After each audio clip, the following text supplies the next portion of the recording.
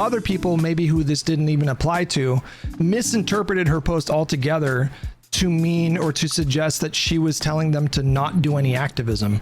But there's nothing even remotely hinting that in her post. What she was drawing an issue with was a particular kind of activism that mandated anti-Zionism as a part of like a necessary component of Palestinian advocacy. Why don't you introduce yourself for people in my audience that don't know who you are?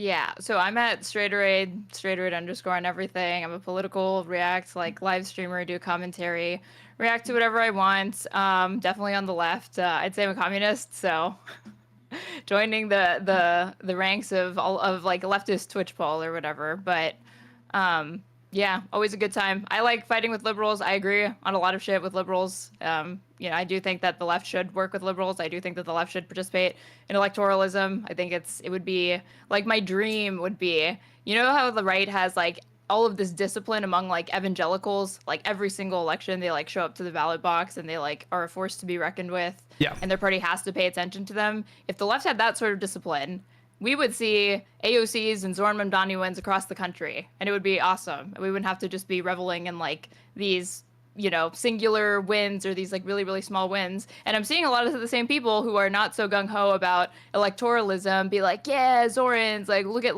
we won. And I'm like, but you don't really care about elections usually. So why are you so excited? Or why are you taking credit for this? Because this is something you've discouraged people from doing, or have kind of suggested that it's futile to participate in it, when that's the opposite of how, amassing power in a political movement works and extracting concessions from politicians. You have to show up and you have to make your voice known. You have to be organized and disciplined. It's not always fun because you don't get everything that you want. Mm-hmm. But you should not just cede that territory to liberals or people that, again, did not do everything that they could to say that people needed to mobilize and vote against Trump by any means necessary, are complaining about Trump. And I'm glad to hear them, hold Trump accountable and criticize Trump.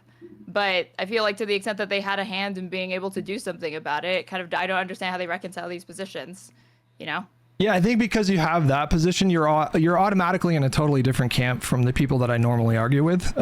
Because as long as anybody takes the electoral system seriously in a meaningful sense, and by that I mean like voting for a Democrat, basically. Because if you vote third party, you're just wasting your vote, and if you abstain, so those are two examples of what I would say are meaningless engagements with electoralism. But anybody who takes the electoral process seriously, I already don't really have that much of an issue with these people, and I can have strong ideological differences with them. In your case, you say you're a communist, I'm a liberal, but I don't feel this inherent sense of animosity towards you. Econo Boy recently came out as a socialist, which was kind of surprising, but because out of the closet, right? Yeah, but because as a socialist. Exactly. Yeah, he did it a couple weeks ago, and then that got me interested. And so I watched a debate that he had with somebody maybe 6 months ago, where they were kind of diving into this stuff. And then I read his Substack article. So because I respect his intellect, and because I know that he engages in electoral politics meaningfully, then it makes me open to maybe I get curious about oh, why do you believe that? And then and so there's that. Yeah, but yeah, that's most of my smoke these days is I've just been getting down in the mud with folks that are not really interested in voting. You brought up Zohran Mamdani, and I think this is an exciting moment for progressives. It should be an exciting moment. This is the most populous city in the country, and this guy is a straight up socialist, although during this election he presented more as a democratic socialist. And I think that is a W, but what I'm seeing is a bit I feel I'm seeing some premature victory laps. I feel I'm seeing people assuming that because he won, that this is a definite sign that he's heralding in this kind of new paradigm of American politics that's going to be explicitly socialist.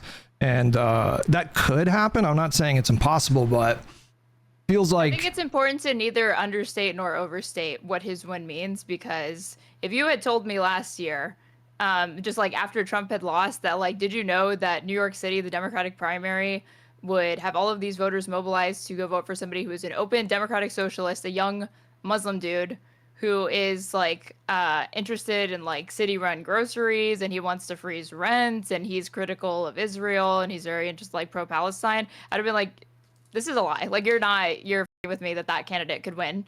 And it happened. So I do think that it's something to celebrate, but one, he has not won the general yet. Two, I didn't think he was going to win. I know what it's like. I'm afraid to love again, because I got excited for Bernie in 2016, then I got excited again in 2020. That didn't happen. And so I see these and I'm like, okay, I've seen it happen where a lot of online excitement or even just like news has been, generated around a candidate because they're very outspoken, they're polarizing, they have all these fresh ideas, they're a young face, they're charismatic, all of that.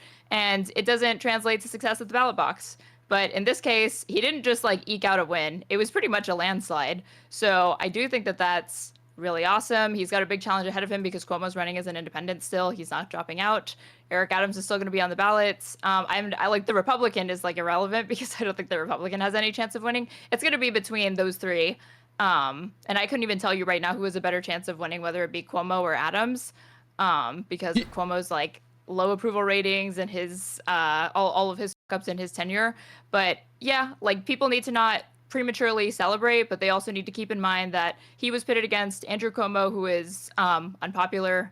He had to resign in disgrace. He was disavowed by his party. So that was one factor. And then another factor is that he's uniquely like charismatic is one of those factors too. He's uniquely charismatic, and he's in New York City. And I wouldn't say that like New York City has gone.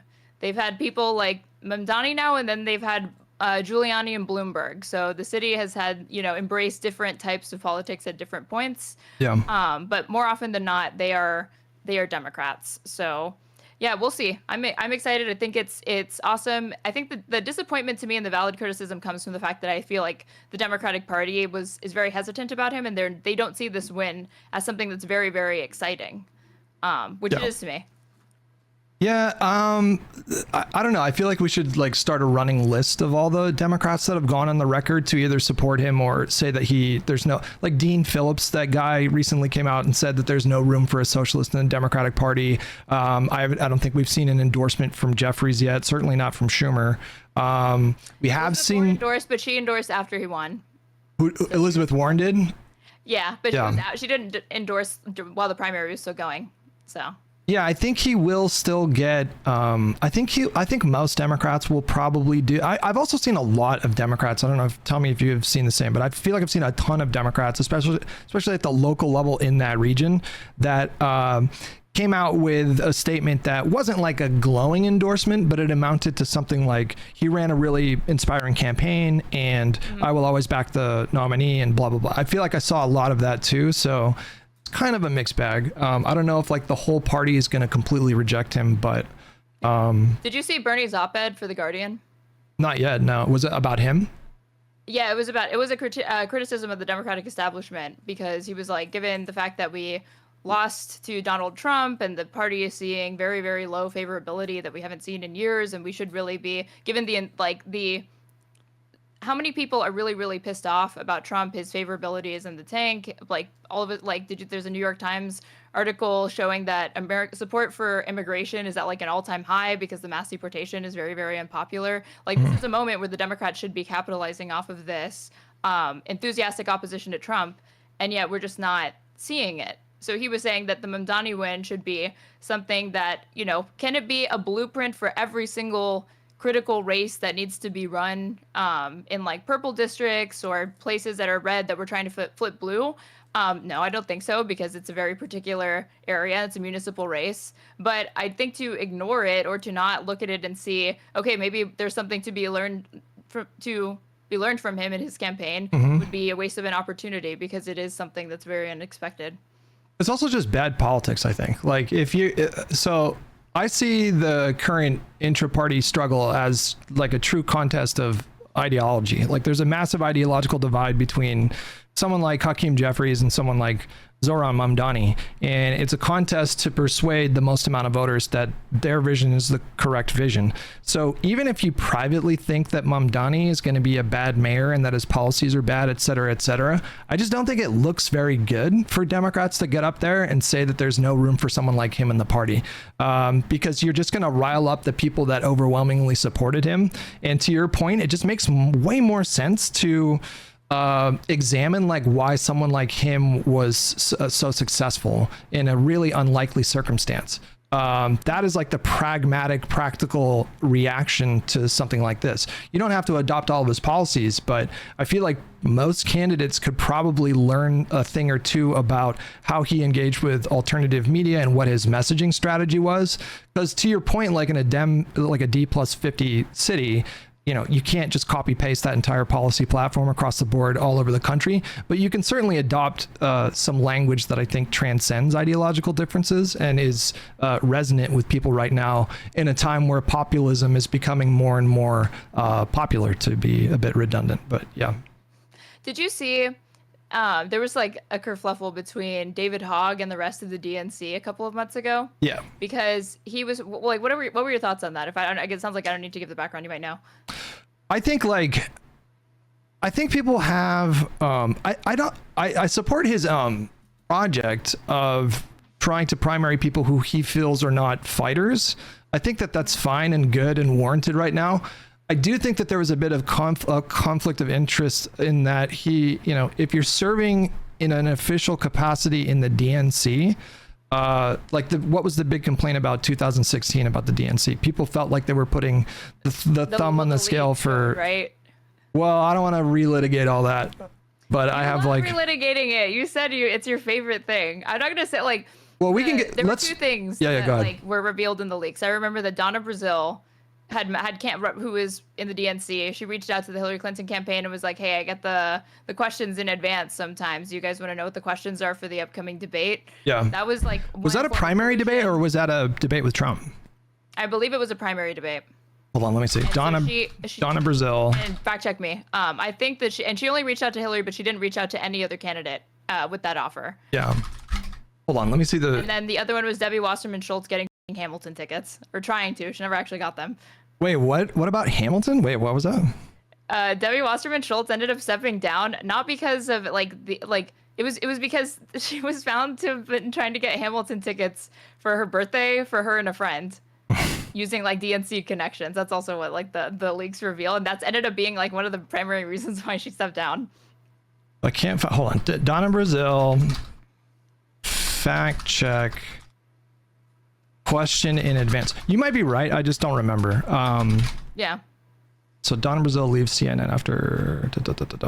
On October 31st, October 2016. DNC interim chair Donna Brazile was fired from her position as a political commentator at CNN over email leaks suggesting she had improperly supplied Hillary Clinton's campaign with advanced knowledge of questions to be posted during her Democratic campaign events hosted by the news network. So it does sound like that was during the primary. So that's wildly unethical, to be clear. I don't think anybody would dispute that. I think when you look into the particular of the question that she gave in advance, it was literally like a question about water in Flint, Michigan. So like when I look at that, it's like, number one, Hillary didn't ask for that email. It was sent unsolicited. And number two, she gave her a question that Hillary 1000% had already prepared for. Devise a strategy to answer or whatever. So completely pointless, like dumb. But the only reason why I bring that up is because this sort of collusion has existed regardless of what direction it's going in, and we knew about it, and they only seem to be interested in regulating it now, which honestly, I wouldn't be surprised if they regulated it, and more often it benefited like more left or progressive candidates, because the last time this occurred, it was for the benefit of the like establishment candidate, right? Because that's effectively what Hillary was, and Bernie was seen as like the outsider at that time.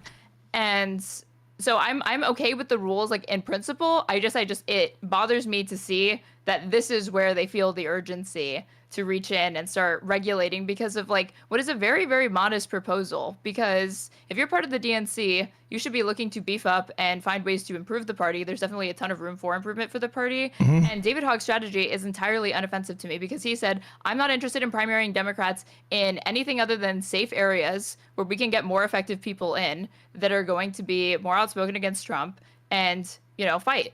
And to me, I'm like, why is this an issue? If he were saying we're primarying every single Democrat who doesn't toe the line on whatever, and he's talking about vulnerable districts or districts that if you do that, it could potentially end up flipping red and have the unintended consequence of like actually losing votes, then I would understand it a little bit more. But I just see this, I'm like, you guys are like allergic to amassing more political power in this moment. Why?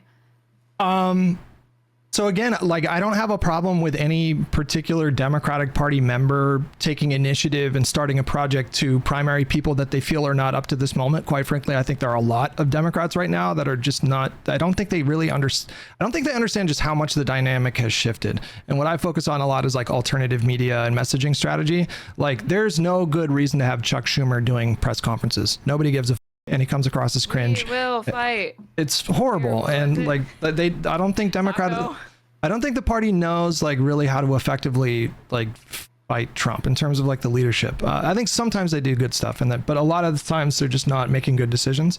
So it's not him having that project that bothers me, but I do think like the Democratic National Committee, they have a blanket policy of supporting incumbents. Like they don't like to support challengers because it just complicates things and can sometimes lead to bad results. And it's just you'd have to go into their reasoning, but that is their blanket policy. There have been a few examples where Pelosi said that was the case, and then she went on to endorse a primary candidate. I don't know what particular details you're referring to there. There was a race that it wasn't RFK Jr. Who was the other candidate that like ran for office and lost? I think his name's Joe Kennedy. He's the young like redhead guy. That guy. Yeah, he was going up against what's his name? Ed Markey, I think. And Pelosi ended up endorsing him, even though she had said that she was not going to interfere in those primaries against like incumbents or whatever. So that's not the DNC though. That's Pelosi. As like Pelosi's like a huge party member, like a huge figure in the Democratic Party. No, I understand that, but like individual, like if she said one thing and changed her thing, that's I mean that's probably bad, right? But like as far as like the DNC is concerned, the blanket policy is whether you're a progressive or moderate, they lend institutional support to incumbents. And to your point, there were reforms that were initiated after 2016. So like I think like one of the big reforms was that the superdelegates, they took a lot of power away from superdelegates. I feel like we should just get rid of those altogether. But I think we're touching on something that I feel like might relate to where we go in this conversation, because you're pretty young, right? Like, is it rude to ask you how old you are? Or? No, I'm 26. Okay, so you were, quick math, like how old were you? 17 when Bernie was doing the thing? In 2016? I was like this close to being allowed to vote for him, but I couldn't because I was like I didn't turn 18 in time. But yeah, I did my first like presidential election was 2020. I voted for Joe Biden. Okay, I think this is a really so pointless, but I mean, no, I feel like people should do that in every state, but yeah, of course, but you're like insurmountable odds or whatever, obviously. Right. But I mean, better than nothing. I mean, Texas, like, listen, like it feels like every election, it's like, it feels like it's in reach, and then Texas just breaks our heart again. But Beto got within 2 points. That was kind of insane. I know. And I didn't understand why he went for like a presidential run instead of trying again for Senate, because he came so close that first time. That was bad. And then he ran on, I'm going to take your guns. It was just really bad. And that was like, he was like, you're never going to be able to win in Texas ever again, dude. Why'd you do that? So you had so is it fair to say that the 2016 election and the Democratic primary were sort of like foundational experiences for you when you were becoming politically conscious and sort of deciding what you believed in and sort of like figuring out what is going on in the world? That seems like, or were you interested in politics before that? I was interested in politics before, but certainly Bernie Sanders was like, oh, there's this whole other, like, I didn't realize that the United States, in a lot of significant ways, when compared to other developed countries, we are lacking in critical civic infrastructure that would definitely benefit the majority of Americans. And then it's just a matter of like, how do you sell it to the American public? How do you educate people? Because there's a lot of ignorance surrounding these things. Yeah. So it went from just like, like you see Michael Moore. I would see like Michael Moore documentaries, and it just like blew my mind that there weren't more Democrats trying to bring awareness to these sorts of things. And when I saw Bernie Sanders, I was like, so this is what it looks like, and it is actually something that can be resonant within the American public. Because by the time like 2016 he loses, but 2016 he didn't run like a serious campaign at first. He literally just ran kind of as like a counterweight to Hillary Clinton. He had encouraged Elizabeth Warren to get in there, and he was like just be somebody on the stage trying to push her further left, because she's obviously going to be assumed to be the nominee, and then he ends up winning unexpectedly. It was like the New Hampshire primary or something like that. Michigan and a couple other surprising states. Like that. Didn't expect it. Then he starts launching an actual campaign, but it's too late by that point. And then 2020, there's lots of other errors that happened. He had like a heart attack on the campaign trail that set him back a lot.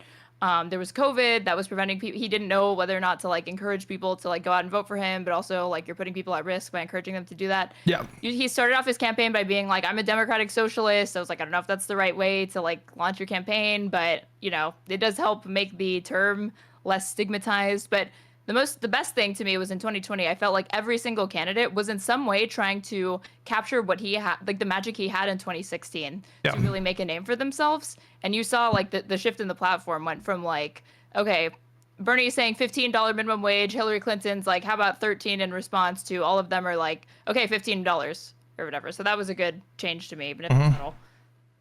Yeah. So I think what I want to get into is, like, I feel like this happened with a lot of young people. Probably a lot of people in my chat had the same experience.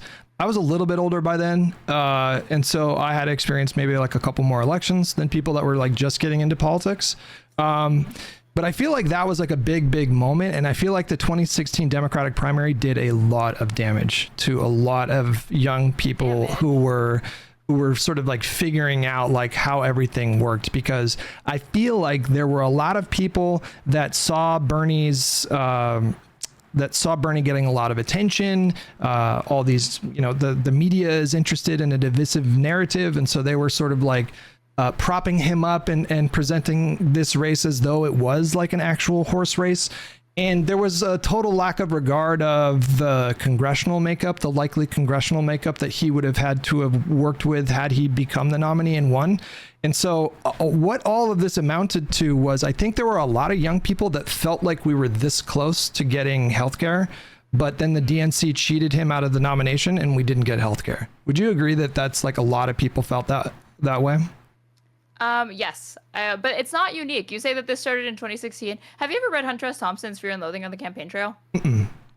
So there's a point where he's at the DNC, and McGovern is running on opposing the Vietnam War, talking about like, strengthening domestic policies, like all of that. And there's a point where he's getting a bunch of cheers because he's like giving his stump speech and his platform, and he's answering questions with the press. And then they ask him, if you don't become the nominee, will you support the eventual nominee of your party?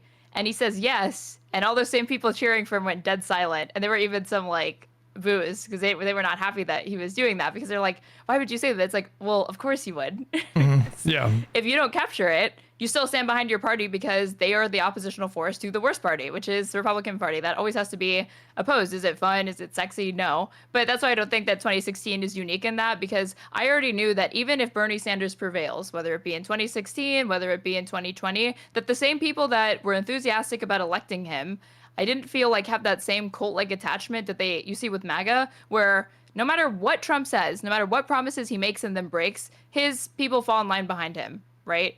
But with Bernie Sanders, I did not see that sort of, even though people said like, oh, the Bernie bros are so toxic. I was like, they flipped on Bernie. And you see that. You see that they're willing to call him out and criticize him, call him shit lib, say he's an establishment shill, that he's like lost touch or whatever. They got really, so I think that's a lot of them always going to be what happens, where you have these outsider candidates, and then they're met with the reality of how you have to form relationships and kind of do politicking in Congress or the Senate or when you're the president, and you have to make compromises, and it's not as fun, and those people turn against you, but there's still objective wins ahead, so you can't be too, you can't fall in love with these people. So there are means to. I agree with that. I agree that you shouldn't get too personally attached to any single politician. But the reason why I wanted to jump into that is because there's a couple problems with like a 17-year-old who is, just getting into politics for the first time. And then they see this, the situation that played out with the DNC. And then they form this like foundational opinion. And then that's an opinion that follows them for several years, many of them still have this sense that Bernie was this close to giving everybody health care, but he was cheated out of the nomination. And there's a couple problems with that. The first problem is that even if he had become the nominee, and even if he had, beaten Donald Trump, let's just unpack that hypothetical, he would have had to have dealt with a deep R plus 40 House and like an R plus 7 Senate. There was no chance he was ever going to be able to actually deliver Medicare for all had he actually won in those circumstances. And the other problem was that, quite frankly, the DNC did not steal this nomination from Bernie Sanders. He just lost. And I understand why people feel like he was cheated. The WikiLeaks stuff was very sexy. A lot of that stuff was very embarrassing. A lot of it was just plainly unethical. And I do think that people deserve to get fired in that spot. But there was a moment like early in the primary when Bernie won, I think, Michigan and Wisconsin. And some pollsters were saying, maybe he has like kind of a lane here, like maybe, but he was always a long shot at that point. And then after Super Tuesday, she had amassed a delegate lead that he would have had to have won 60% of the remaining delegates to be able to keep up with her. And so after Super Tuesday, anybody that was actually looking at the numbers understood that he had no path. And you spoke to it previously, but it wasn't necessarily his intention just to win the primary. He wanted to, as you said, push Hillary Clinton's platform to the left, which he did on a couple of issues. But hold on. The emails that were released from the DNC, the tranches of emails that were released from the DNC leaks and the Podesta leaks, did show DNC staffers demonstrating a preference for Hillary over Bernie in that spot. The question is, did that even matter at that point? Did it matter in any kind of real impactful kind of way? I think the answer to that is no, it did not. The emails that were released, the vast majority of them were dated in April of that year, past Super Tuesday. So we were past the point where Bernie had any kind of path to the nomination. And so the reason I bring this up is because I do think this has been a really damaging narrative that is not actually grounded in the truth about how the DNC stole the nomination from Bernie Sanders. Just as recently as the last few weeks, I've seen Bernie Sanders repeat this lie, and I saw Ro Khanna repeat this lie. I saw Ro Khanna say that the establishment cheated Bernie Sanders out of the nomination in 2020. I understand that anti-establishmentism, I'll finish up. I understand that that's like in vogue right now. And I think maybe maybe politicians will have to kind of delve into a little the anti-establishmentism and populism to sort of meet voters where they're at. And so I think I understand why Ro Khanna said that, but it's not true. And it perpetuates a lie that I think runs the risk of causing people to become apathetic and not meaningfully engage electorally. Okay. So a couple of issues with things that you said or points that I need to clarify. So when I hear people say that Bernie was cheated, I am understanding that, and maybe to you, it's very, very important that people be extremely precise. But when they say cheated, I believe that they feel that the DNC put their thumb on the scales in ways that I'm sure are constitutional, in ways that are legal. They're protected speech. They can do and say as they please, right? But feels that it undermines the spirit of the primary process for Democratic voters. And when they say cheated, that's mostly what they're referring to. And they're not referring to like votes were illegitimately cast or stolen. So like even with that colloquial understanding, you think it's like not an accurate characterization? No, especially not in 2020, but in 2016, this institutional preference that staffers at the DNC had for Hillary was not the reason she won that election. The superdelegates were not the reason she won that election. The reason she won that election was because she had way better name recognition than Bernie Sanders, and Bernie Sanders struggles with black voters and older voters. These are two like really important demographics, and so it's just going to be really difficult for any candidate to win the Democratic nomination if you struggle with old voters who vote in larger numbers and black voters who are an essential part of this coalition. Yeah, like Pete. Did you see that polling? 0%. Yeah, brutal. 0% for Pete. Yeah, that's going to be really tough for him. So he's either going to have to expand the tent into some new demographics, or he's going to have to like find a way to break 0% with black voters. Well, I guess I just don't have an issue with people if they're when they say cheating, they feel like that those are the scales being tipped. The thing about the super delegates, and Matt Taibbi has gone off the deep end in recent years, so I'm not endorsing any of his punditry as of late. I'm simply talking about the books that he wrote about the Bernie Sanders campaign, because I think this was in Insane Clown President. He talks about the ways that media covered Bernie versus Hillary versus Trump, and how like an empty Trump podium being shown for 30 minutes or whatever is like one of the ways that Trump was able to get over $1 billion in free advertising from legacy media, because they were more like open to showing Donald Trump's podium or like his speeches with no editorialization, with no commentary, just rebroadcast them for viewership than they were comfortable showing a Bernie Sanders speech, because Bernie Sanders is not really hitting traditional establishment talking points. Bernie Sanders is challenging the status quo in significant ways and confronting capital in his campaign message. So they didn't feel that that was something that they could just broadcast without having commentary surrounding it or like context or fact checking.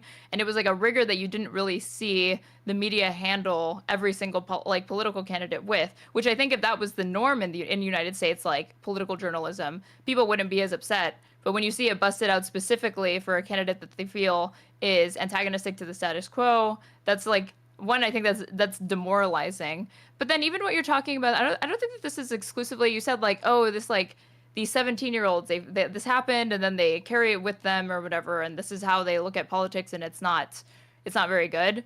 But it wasn't the majority of like the young people supporting Bernie, because I guess like at this time it wouldn't have been like Zoomers, it would have been like millennials, right?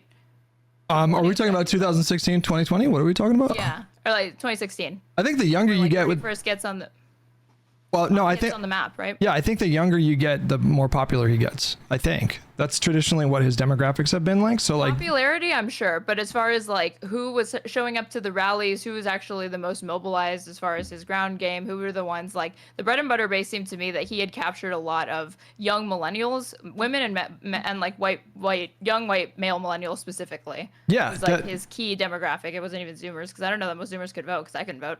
No, I mean, so I don't mean like it was consequential in the sense that Zoomers when they were 17 felt disillusioned, but those Zoomers turned 18 and now they have this like core memory of politics.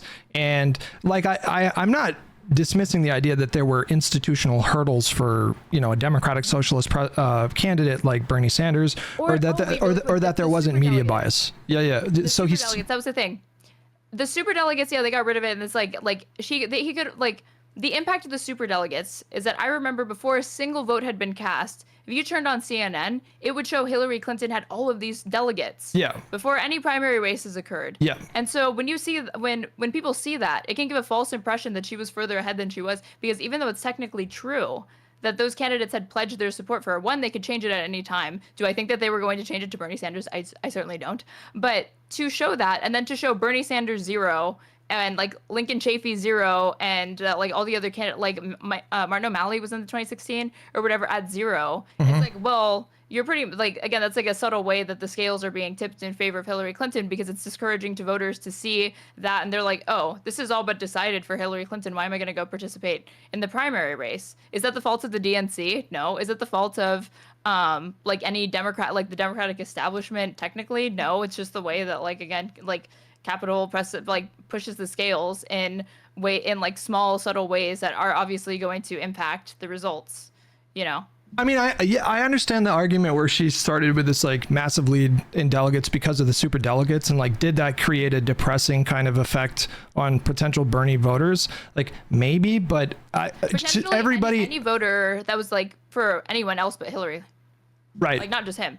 That impacts every single candidate that tries to run alongside her. I understand that, but I'm saying if you removed super delegates out of that equation altogether, if they just weren't even a thing in 2016, Bernie was always going to have a really difficult time taking on someone like Hillary Clinton, who was a part of a political dynasty, who had universal name recognition, which is the most important element of like any campaign. That's why even though Cuomo had that scandal, he still like was somewhat competitive with Mamdani just because people knew his name. And you also have to contextualize the fact that Hillary Clinton for many, many years in this country was enormously popular. Like maybe young people don't understand this now because her approval rating went to shit after the Republican Party crucified her on the altar of Benghazi and did those subcommittee hearings and then the email stuff. But before that, she had approval ratings like 65%. Like everybody knew that she was going to be the next nominee. And I don't think, as you mentioned, I don't think Bernie was running because he thought he could technically win. But Not in 2016, in 2020, yes, for sure. In 2020, yes, yeah, but that's an even, do you think that he was cheated in 2020? Because I heard Ro Khanna said that the other day, and it just drove me insane. Well, we're at the point where even Jake Tapper is willing to say that he feels that Bernie was like that the like forces coalesced around the moderate and like have you read Original Sin? No, what is that? Oh, is that his book? Yeah, that's his most recent book talking about the issues, like all of the circumstances that led to like the cover up for Joe Biden's like mental health and acuity, and then the way that ended up impacting the race and the lead up to the election culminates in him having to drop out, and then everybody scrambling after like, what do we do? Mm-hmm. It shows that there was like not only a lot of opposition about him dropping out, not because of like who are we going to run, but it was like assumed obviously it's going to be Harris, and it was like, do we want to run Harris? Because Harris in 2020 didn't get like. She dropped out really early because she was not very popular. Yeah, that's why Bernie and AOC and me, quite frankly, were very skeptical in the first week after that horrible debate of just replacing him with her. It was a risky move. Totally wrong, but I was very, very skeptical of it too because I was like, are people going to even know who Kamala Harris is? I'm serious. Yeah. Like, are they going to realize that like when they get into the voting booth, like Biden's not on the ticket? Like, oh, like. What's going on here? But hold on, wait, back to the question though. Like, do you think that Bernie Sanders was cheated in 2020? Well, I already told you yes, because I said the colloquial understanding it was like totally fine for me to say that or whatever. If people think that when I say that I'm talking about votes or whatever being like illegitimately cast or taken away from him, it's like, yeah, because again, and that's not, you're acting it like it's some fringe position, but again, when you have Jake Tapper who's like no, I don't think it's fringe. I don't think it's fringe at all. That's the problem though. Lib that is willing to acknowledge it. Because he said, he was like, there's no such thing, like, he was like, to the extent that there's like a shadowy cabal of political operatives conspiring behind the scenes, you had that when when Obama makes the call to all of the other candidates to drop out and coalesce around Biden to oppose Bernie. But what is wrong or unethical or cheaty about that? I said, well, I already told you that I think that it goes against the voters obviously feel that the DNC is hostile to outsider progressive or like any but that wasn't the DNC though. That was like that was like Obama and like prominent political figures. The DNC wasn't. Wait, is the claim that like the DNC cheated him, or is it the claim that Bernie was cheated? No, but yeah, Bernie was cheated. Yeah, that's the claim. Because I'm defending the claim Bernie was cheated. If you want to move it to something as precise as like the DNC specifically or whatever, I mean, the leaks showed. From what I remember, I'd have to like go through it or whatever. Because like again, the Donna Brazile thing and the Debbie Wasserman Schultz thing is the thing that sticks out in my mind. Is that they favored her to win, and in the small ways that they could, they were attempting to push the scales there at that time. So I don't think that's one way to look at it. I mean, in people's mind. That's one way to look at it. I think skeptical of it, I guess. But like to me, like when I brought that up, the question, because to be clear, Hillary Clinton didn't reach out to them; they reached out to her. But that's only a further indictment of the DNC because they're doing this without being prompted to. Because they're reaching out and they're doing this. Because in context, again, the emails were dated beyond like in April and beyond, and in April and beyond. Everybody knew that Bernie did not have a path. Anybody can go back and look at what the pollsters were showing. Like there was zero path for him to win at that point. And the institution, the DNC and Hillary Clinton, they were annoyed that Bernie was staying in the race because that meant that Hillary had to spend money and resources and time and energy. Still, well, hold on, you gotta let me finish. You gotta let me finish my point a little bit here. So like, yeah. So I think the context of DNC staffers demonstrating a preference for Hillary at a time when she already had the nomination locked, I think demonstrates that they were not the reason why she won. That's why, like, I think it was unethical, and I think people did deserve to be fired. But the question is, did their involvement in any meaningful way lead to her winning that nomination over Bernie or him being cheated? The answer to that is no. There's no good evidence that any of that materially changed the outcome, which was already set in stone at that point. Some people might deny that. Some people might pretend like he had a path, but he did not have a path at that point. There was no pollster, like none whatsoever, after Super Tuesday that was saying like he had a chance of winning. It was already over at that point. And he was staying in the race to try to influence her platform. That was ultimately successful, but they were annoyed that he was forcing her to spend time and resources when she should have been spending that on Trump. Quite frankly, I'm sympathetic to that. That doesn't mean that they didn't do anything wrong, but I can understand that feeling of frustration. And in 2020, the argument is even worse because who cares if the moderates coalesce around the moderate candidate? That's just politics. Like, your job as the Democratic Socialist outsider is to convince at least a plurality of voters that your vision of democratic socialism is better than the establishment's. Like, he just didn't convince enough voters. Like, them coalescing around Biden. And Obama was getting worried that he was going to be Biden. But what's the problem with that? Why is that? I'm not saying it's one. I'm not saying it's illegal. I'm not saying Obama can't do that or whatever. But one, Obama doesn't really step into politics that much. So for him to do that, and it's simply just to get Biden, even though he's like, what's that? Like, he allegedly said, like, no one can something up like Joe Biden, right? So he was pretty low confidence in Biden's ability to even do it, and yet nonetheless he's putting all his weight behind Biden. But what's the problem with it? Why is that? How is that cheating?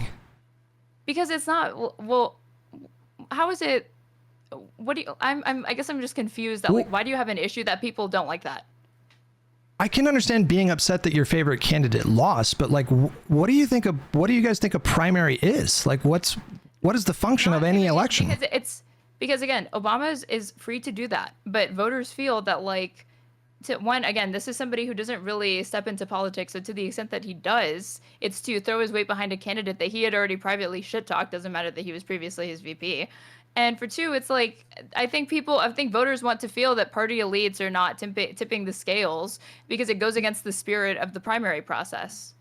The primary process is a contest of ideas. Like, it was Bernie Sanders' job to convince. I told you, but that wasn't about ideas. That was Obama. Like, that's not about. No, but these are. But he wasn't just hostile to his ideas. He's like going out of his way to do this because it's coming down to like who could be the most electorally successful against Trump, and he was not willing to let Bernie potentially be the person, even though that he had a chance to do that.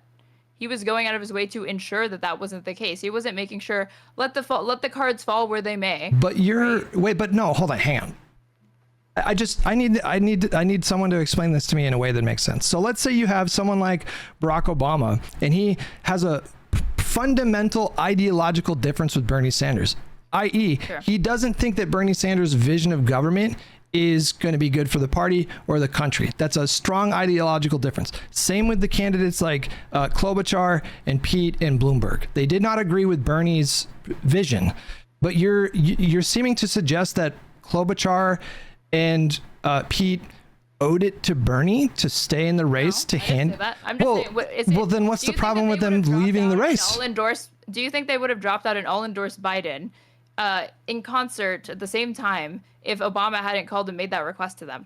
Maybe not, but it doesn't matter. Like, what is wrong with Obama making that call? I really don't know the answer to that question. I fully think that it's... Try to make an educated guess. What do you think? It's very normal. If I had to guess, yes. It's very normal for moderate candidates to drop out and coalesce around the more moderate candidate. That's just politics. Like, Bernie's mad because he did really good in a split primary, and then when the moderate forces coalesced around a chosen candidate, he couldn't compete with those numbers. That's just politics. He lost an election.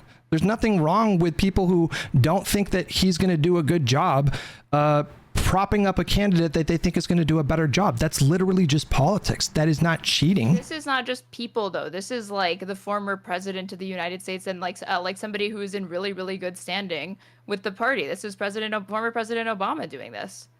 So we can't really say it's just a battle of ideas because you're saying Obama has an ideological predisposition that's biased against Bernie. So then it becomes a question of, is this really about electoral strategy? And you feel that we need to coalesce around Biden because he has the better chance of defeating Trump? Or is this an ideological opposition? Would you rather risk Joe Biden losing against Trump before you go with Bernie Sanders?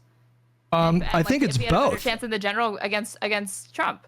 My sense of the reporting was that it was both. Like these forces, the Pete and the Amy and the Bloomberg and the Obama or whatever, they both disagreed with Bernie's like platform, what he was promising, like his vision of government, and they thought that he had a worse chance of beating Trump.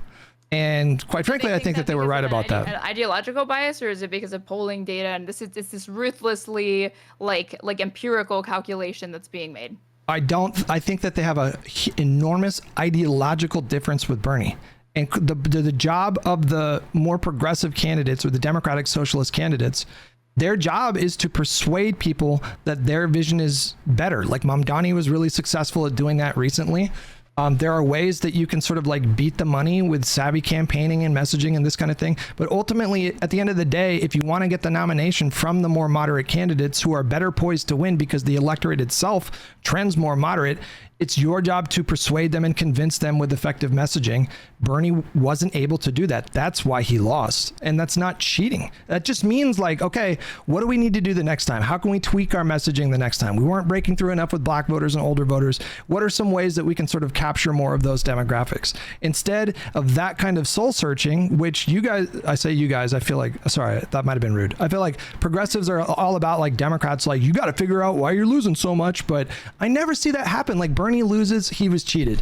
I never see them putting pressure on Bernie to like do soul searching and do a postmortem and figure out where he went wrong. It's always just, well, the DNC screwed you. I mean, I just feel like that's like, I see him get criticism. I don't know if it's like, how could you have improved your campaign? I see him like people feel that he's sold out or he's not staying true to the platform that initially they were excited by, right? Because he's gotten plenty of criticism. It's not so dogmatic that like people that some of these Bernie bros or whatever refuse to turn on it. If anything, I see the opposite. Again, like I've seen this sort of like people calling out like you guys are so toxic and self-defeating because you're not willing to maybe give Bernie the benefit of the doubt that as a seasoned politician and as somebody who came really, really close both times, that maybe if he's saying something like there's like a messaging difference between you and him, that maybe give him the benefit of the doubt that where he's coming from is a more informed perspective on how to sell the American public on these sorts of ideas that you say you agree with, than you're giving him credit for. You're just assuming that he's sold out or whatever, and it really might just be a difference of strategy. But yeah, I mean, I don't see people like pressure him to do that. But I just say like I don't see like a dogmatism that's like, you know, like a cult of personality surrounding Bernie that I find like troubling or wrong. I feel like it's less. No, neither do I. I'm not saying that. I like Bernie. It's more like to do with like a criticism of the establishment forces and like the DNC or whatever. But I feel like Buttigieg would have dropped out because wasn't he promised like. Was he promised transportation secretary? Nobody knows. He probably would have stayed in. Nobody knows what those backroom deals sound like, but I mean, maybe it's possible. But like, I think that's also part of the issue is that voters want transparency and they see that happening, and they feel like it's the opposite of that. You know, like Obama's free to do it, but it doesn't bother you in any way. No, not really. No, it's probably like a fundamental difference. No, it does bother me. I mean, look, I think that if Obama wants to tip the scales, then publicly endorse Biden and campaign with Biden. But when you're getting to the point where you're like encouraging people to drop out or whatever, I can see why voters, like not just Bernie bros, like any voter in the primary anywhere feels like, well, hey, what the f-? Now you're going around making deals that like I, as an individual voter with just a single vote to cast and somebody who can like canvass and campaign for somebody, I can't, you know, offer these sorts of deals to help advance my candidate's likelihood of winning or capturing the nomination. How's that fair? But this is interested in campaign finance reform and wanting private capital to not be so influential in elections and corporate interests. I agree with you there. They have issues with, you know, private individuals or massive, like whether it be private donors or party elites or people like former President Obama coming in and influencing it, that they're not going to like that. So, like, I feel like fundamentally, like, what are you upset that Obama actually did? I think what you're upset about is the fact that he exposed Bernie's weakness. Like, Bernie looked dominant in an incredibly split field. And then when the field concentrated and the moderate forces coalesced, he was revealed to be a bit of a paper tiger. Like his popularity wasn't as high as it looked like when there were 12 candidates in the race.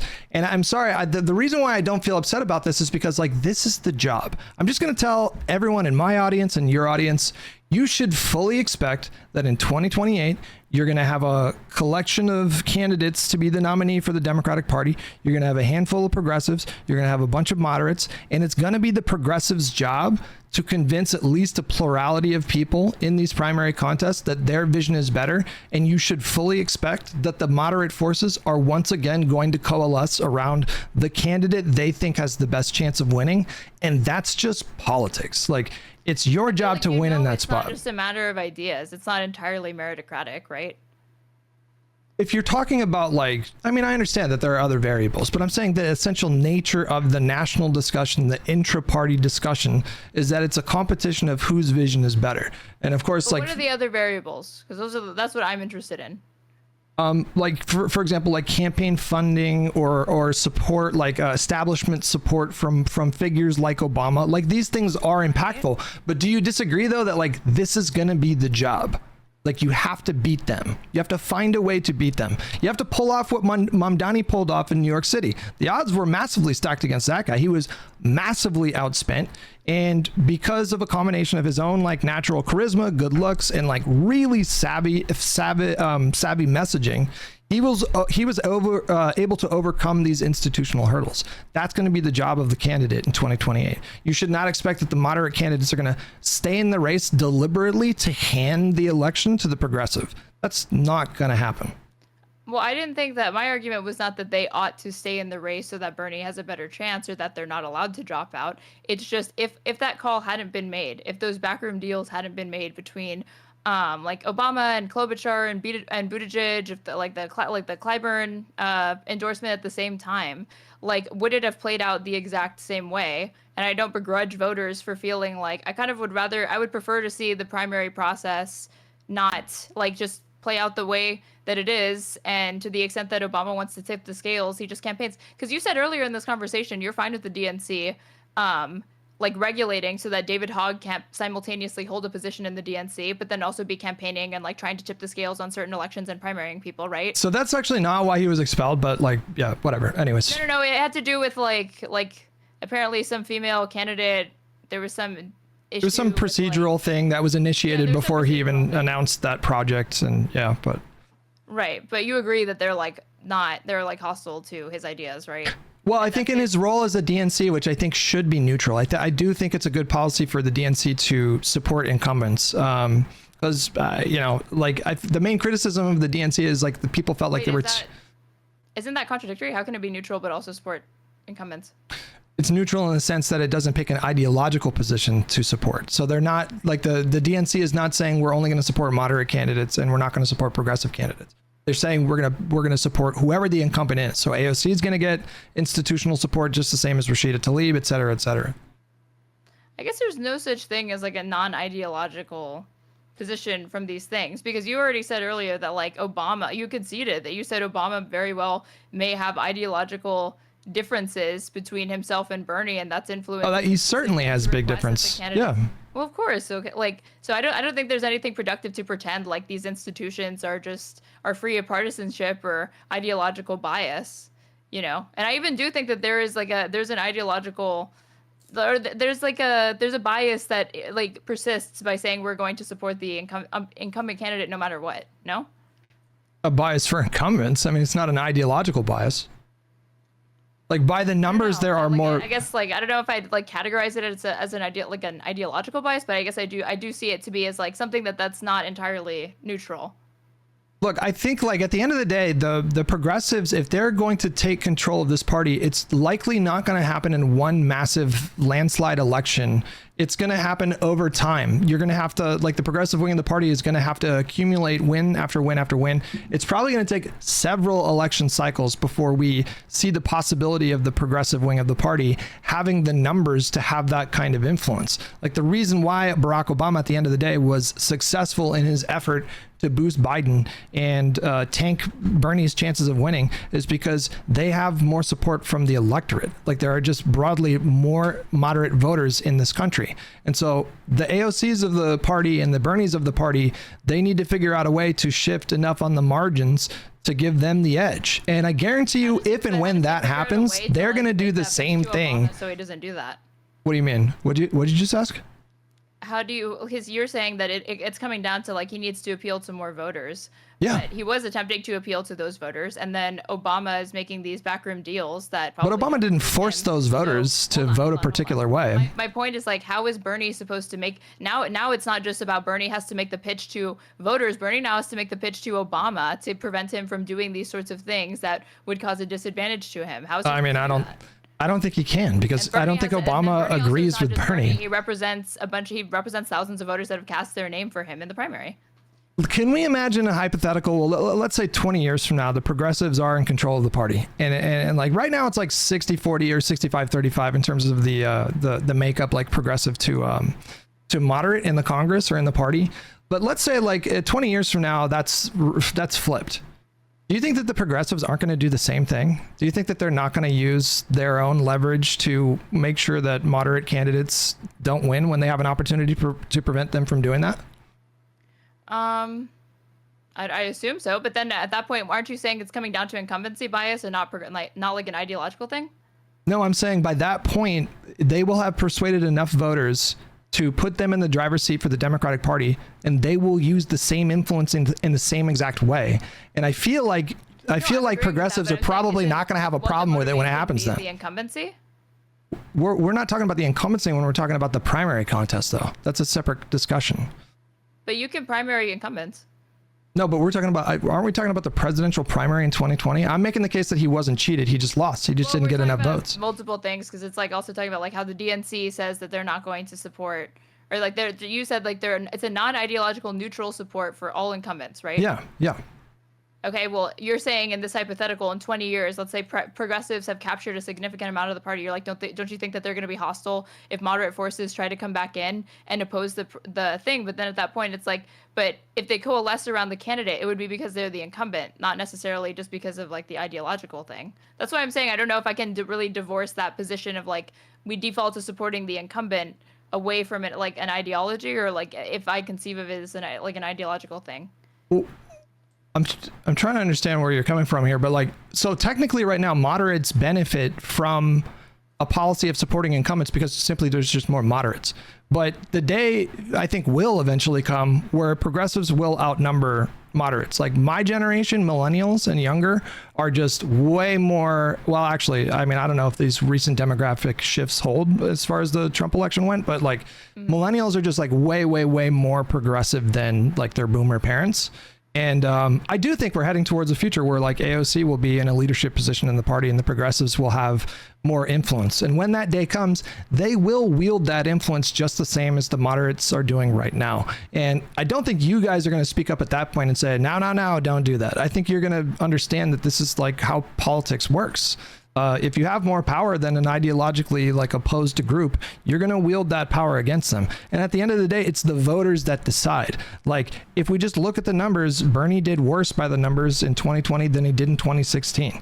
That's just the reality. If he wanted to win, he needed to convince more voters. We can blame Obama or whatever, but that's the job. Like, I just feel like you should be realistic about what the job is. They're not going to just let Bernie win.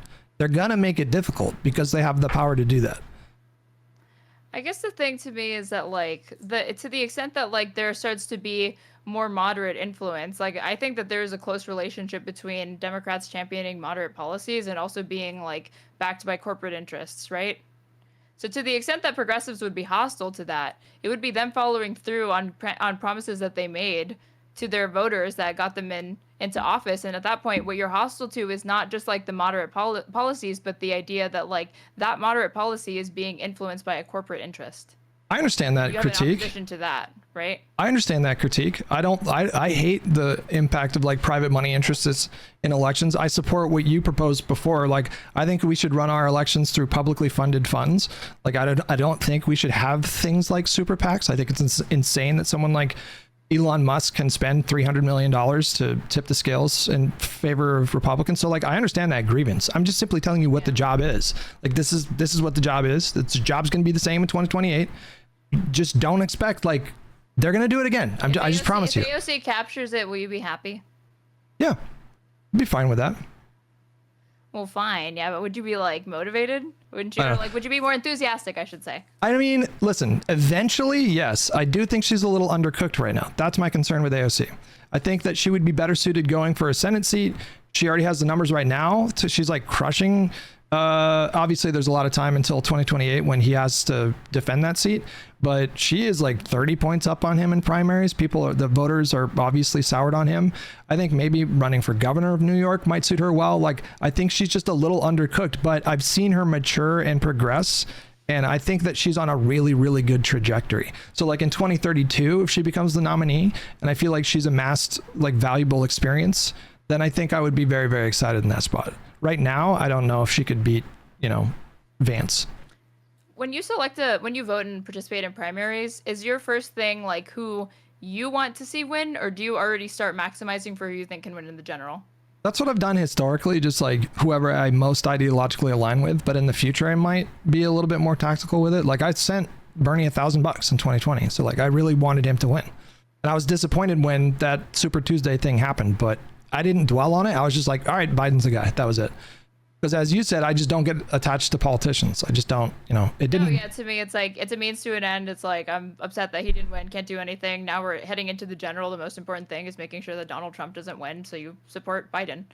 And, Biden, it was like, there's another book called like Lucky. I can't remember who wrote it. I read this a few years ago talking about just how close, like how all of these different things aligned for Biden. So he ended up like capturing the primary. It's a crazy story. What's it called again? Write down it's called Lucky. Talking about how like Biden's wins or whatever. It's like it was just like a crazy confluence of circumstances that brought that about. Both for him capturing like the nomination in the primary and then also in the general. Yeah, before we even talk about Obama, we would have to talk about Clyburn because he was arguably more consequential in that endorsement for South Carolina. Yeah. But did you want to talk about Contra a little bit, or did you want to stay on this topic? Okay. There were a couple of things that you said. Do you mind if I go back just a little bit and then we'll? Yeah, of course. Yeah, that's fine. Okay. So, do you like when people downplay the Russia interference in the election? Into the 2016 Russia stuff? Yeah. It did bother me like intensely, but we're so far removed from that I just don't think about that very much, quite frankly. But we're far removed from that primary, and you think about that a lot, right? No, I don't. It just when it comes up, I engage in the topic. But I think that primary is relevant in that I think the echoes of that sort of like jaded view of politics for a lot of people goes to 2016. So I think it's relevant today. I see. Well, like the only comparison that I was going to bring up is that the claim has never been that the Russian interference was so significant that it changed the outcome of the election, that like Hillary was supposed to win, but then there's this Russian interference and then Trump won. I think it did. I think it was consequential enough to give him the win. Yeah. Well, like imagine, I guess I feel like then you're taking kind of like the position on this that I don't have, because I haven't seen evidence to that. I could definitely be convinced if I was exposed to more evidence. I didn't really like do any like deep dives into it, and to the extent that I've interfaced with materials like that, it's been years since it happened so long ago. But I guess I just see it as like somebody telling you like, well, who cares about Russian interference, because did it actually tip the scale so much that she lost instead of won? No, then who cares about it? No, it did though. I mean, like, so I'm not just talking about like the bots on Facebook and stuff. I don't know if that stuff alone shifted the scales. Indictments came out of it and stuff. Sorry, say that again. Weren't there incredible indictments that came out after like the Mueller report and all of that? He indicted like 12 Russian nationals or something like that. They were never going to show up to court. But like, I'm not saying that the like the Facebook bots and the Twitter bots was the thing. But when we talk about Russian interference, we're talking about the WikiLeaks dumps, the DNC dumps, and the Podesta dumps. And I think those were instrumental in him winning. That was an election that was decided by 40,000 votes across 3 states. That was a really close election. So I don't think Trump would have won without the WikiLeaks stuff. Do you remember when they deployed the Podesta stuff? It was like set up specifically to favor Trump. It was the day that the Access Hollywood tape came out. The WikiLeaks started doing the thing, so they could take the heat off of him for that. Like they're maximizing, but like, why do you recognize in that then like American elections are not just coming down to a marketplace of ideas, right? There's things and forces that are tipping the scales that you feel are undemocratic and wrong, right? Mm-hmm. It's undemocratic for a hostile foreign actor who is adversarial with the United States to do that, to not only, but that's, we're not just talking about Russia here. We're talking about Donald Trump, who got up there and gleefully accepted their help. Technically, he didn't break any laws, but that obviously violates any democratic principle any rational person would have. Right. And I'm not trying to draw a comparison between, again, a domestic figure like Barack Obama politicking in back rooms during the primary to foreign interference, because I would agree foreign interference is more severe, more worse, or like more undemocratic than the other thing that we're talking about. But the one, there's no, you have, it's what you have is a hypothesis, right? You believe that if that had never happened, it's possible that Trump would have lost, right? He would have. I mean, what do you think? What do you think? Like no, without the WikiLeaks. No, because I think that the what is it? The like Comey reopening the investigation was a bigger hit. That was after like 2 months of like, do you remember WikiLeaks was dropping them in 2,000 email tranches every single day. It was just a drip, drip, drip every single. Donald Trump mentioned WikiLeaks like over 200 times in stump speeches in the final 2 months of the election. So it was a very clearly very impactful thing that happened with those hacked emails. It's influential. I'm not disagreeing with that. I know it's like it impacted it. I'm not even taking it down to like it was a non-zero thing. I just don't know that I feel comfortable saying that like even if that hadn't happened at all, that she definitely would have won and Trump definitely would have lost, because there were other things that were going on domestically that could have absolutely been also, you know, still been just not enough for her to get over the hurdle to win in the general. Okay, I'm not going to press you on that. I feel like it's a matter of, you know. It's like it's a counterfactual. We can't know, but like that same feeling that you have, where you just feel so convinced that if that had not happened, there could have potentially and likely been a different outcome entirely that would have changed the course of history as far as like not just American politics, but the world. I think that underlying sentiment is where those Bernie stands and those people that are like upset about the backdoor dealing, that's where they come from, where it's like, can you know for sure that Bernie, even if Obama hadn't done that Bernie would have captured the nomination? No, because it comes down to a numbers game and you can't know, but you're bothered because you're not given the ability to just see how it would have played out without that happening. Again, I'm only comparing the underlying sentiment. I'm not trying to compare like the severity of it. No, again, I understand. Like I just told you that I supported Bernie. I was very excited. I was looking at those polls. I was like, bro, there's no one even close. He's crushing this thing. And when I look back, I feel like in retrospect, I feel a bit naive because I should have expected that the moderates were going to do that. Of course, they do it every single time. And I don't view that as undemocratic. I think that's the difference here. This is just, these are various political forces that have political power because of their connection to the public, because of the support that they get from the public. Like Obama would not have had that much sway had he not had so many supporters within the Democratic Party. And again, it's going to be the progressives' job, and it was in that race, and it will be until they're in the driver's seat. It's going to be their job to persuade voters to change their minds, to stop supporting the moderate candidate and to start supporting them. If the progressives can convince enough of the electorate, they will be in control of the party. Maybe, but yeah, and then I'm not trying to be dismissive or whatever, because I do think that we're at a point where it's like, okay, it's like just a difference of opinion or whatever. That's fine. Yeah, we can agree to disagree on that. That's fine. And then and then the other two things is that Hillary Clinton criticizing Bernie for saying it is rich, because in 2008 she wouldn't drop out either. I don't know if you remember that. That was ironic. Yeah. She went to the fucking convention. She was like, I'm staying in because he could get shot. She said insane things. She also leaked that picture of him with a turban, which is incredibly which was like a highly racialized thing for her to be doing. Yeah, I'm not here to defend Hillary Clinton. I'm just saying. You're not a Hillary Clinton stan, Hutch, who just told me he donated $1,000 to Bernie. I'm not. No.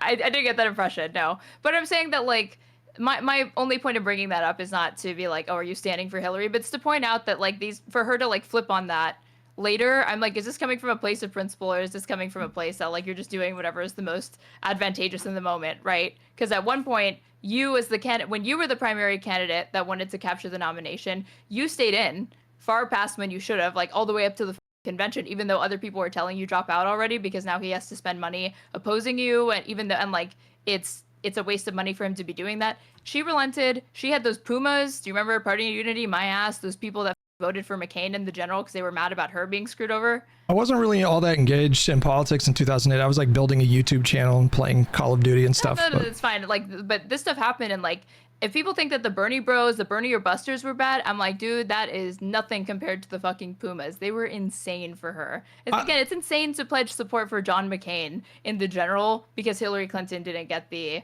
nominee for the Democratic primary. That is crazy. Yeah, I feel like it was like 90% of Bernie supporters voted for Hillary in the 2016 election. So when I talk about Bernie Bros, I'm not talking about everybody that supported him, but there are examples of extreme Bernie Bros back then that have probably all turned on him by now because of his Israel stuff. But yeah. And then the last thing, and then we can move on to it. Obama has since said, I can't remember when he said it, but he said that he didn't know that he was going to face so much opposition from Republicans and like all of the obstruction that he did, because you're encountering the party of Mitch McConnell and how mobilized they were against him, right? He had issues in the Senate. Like they only had a majority, I think, in Congress and the Senate for 2009 through 11, right? In his first term. As far as calendar days went, it was only about 29 days because there were a couple of things that were going on. Like Al Franken won an election in Minnesota, maybe, and there was a court case about that challenging it. So he wasn't seated for like 9 months. Ted Kennedy died. Like there was all kinds of malarkey that happened. But they only had like 29 days where they had 60 votes in the Senate. Yeah. Yeah. Well, he said later that if he had known he was going to face so much opposition to just the ACA, which again, we've all heard the talking points are right wing. It's like a Heritage Foundation plan because the entire point is that you preserve the private healthcare market and you intentionally hide the role of the government in it. Not my cup of tea personally, but he said that since he didn't realize he was going to have so much hostility to what is a market-based solution for healthcare in this country and improvement, he would have started from single payer. He would have started advocating from the starting position would have been advocating for single payer and hoping that after compromising and talks and negotiations with Republicans that you come to something closer to a public option at the very least or the ACA. Yeah. You know. So yeah. I guess that's like when you're saying that like, oh, even if Bernie had won, he would have faced all of this opposition or whatever. Don't you? I guess I kind of see it as like you reach for reach for the moon, land among the stars. Come out swinging, get a proposal that's exciting or whatever, and then when you inevitably have to compromise to get something achieved, some improvement, right? Then it more closely resembles what you wanted, as opposed to if your starting position is already the compromise position, then from there it can only get even more watered down, and then it's not resembling what you ran on, if that makes sense. Yeah, that's the time when you do that is the primaries. Just be like as big and bold as you possibly can, and maybe you refine the platform when you get to the general. But as far as Obama went, I do believe we got the best possible bill from the ACA. Like, I don't think him starting from a position of single payer would have changed. Was it Lieberman was the one that blocked it? Lieberman was like single-handedly, I think, blocking a public option. There's actually a book that I would really, if you sound like you read a lot of books, there's a book called The 10-Year War, and it's about it's about like sort of like the struggle to reform healthcare in the United States, but it focuses a lot on the like year plus negotiations internally within the party. And it's kind of a miracle that reform passed. The ACA saved tens of thousands of lives. It expanded coverage to 50 million people. We got rid of a barbaric practice of denying people coverage for having pre-existing condition like cancer. I'm sure there's a lot of people in your lifetime limits thing. Do you remember that? That was something that he was able to get removed. It was like there used to be a cap that if you had some sort of like disability or illness, that insurance companies were allowed to put provisions that said, if your child has like a very rare like chromosome disorder or something like that, there's a lifetime maximum of like $1 million spent on this. Yeah. And that the ACA eliminated that. It was care affordable for people that had like children with chronic illnesses that it's like, I'm going to need to spend more than $1 million on this child for them to get the care that they need. So yeah, like transform people's lives or whatever. Then you have Donald Trump saying, I'm going to repeal it and replace it. It's like, dude, with what? You don't have a replacement for it. You're just going to kick a bunch of people off of it. And it's the same thing that just happened with the big, beautiful bill. We're losing like millions of people are getting kicked off of Medicare and Medicaid in a way that is like, they're like, the party's like, we're not kicking people off. It's like, okay, but you're introducing this level of bureaucracy that results in that. So it's functionally the same thing. You are kicking people off, right? Yeah. But maybe that opens the window, or that opens the window, and that'll be the only silver lining to make the pitch to voters Medicare for all.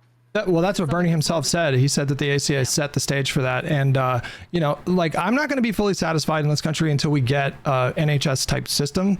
I think that should remain the goal forever until it materializes. But I do think a lot of people view the ACA through the lens of the present, and they don't understand the different forces that he was up against when they were negotiating that bill. I do think we got the best possible bill. And I do think the reforms that he implemented with the ACA did so much good, like immeasurable good. I can't tell you how many conversations I've had with people in my chat that say like the ACA straight up saved my life. So, you know, I just feel like Obama, you can criticize him on a lot of things. I don't think the ACA is one of them. I think he did the best he possibly could have in that spot, and it did a lot of good.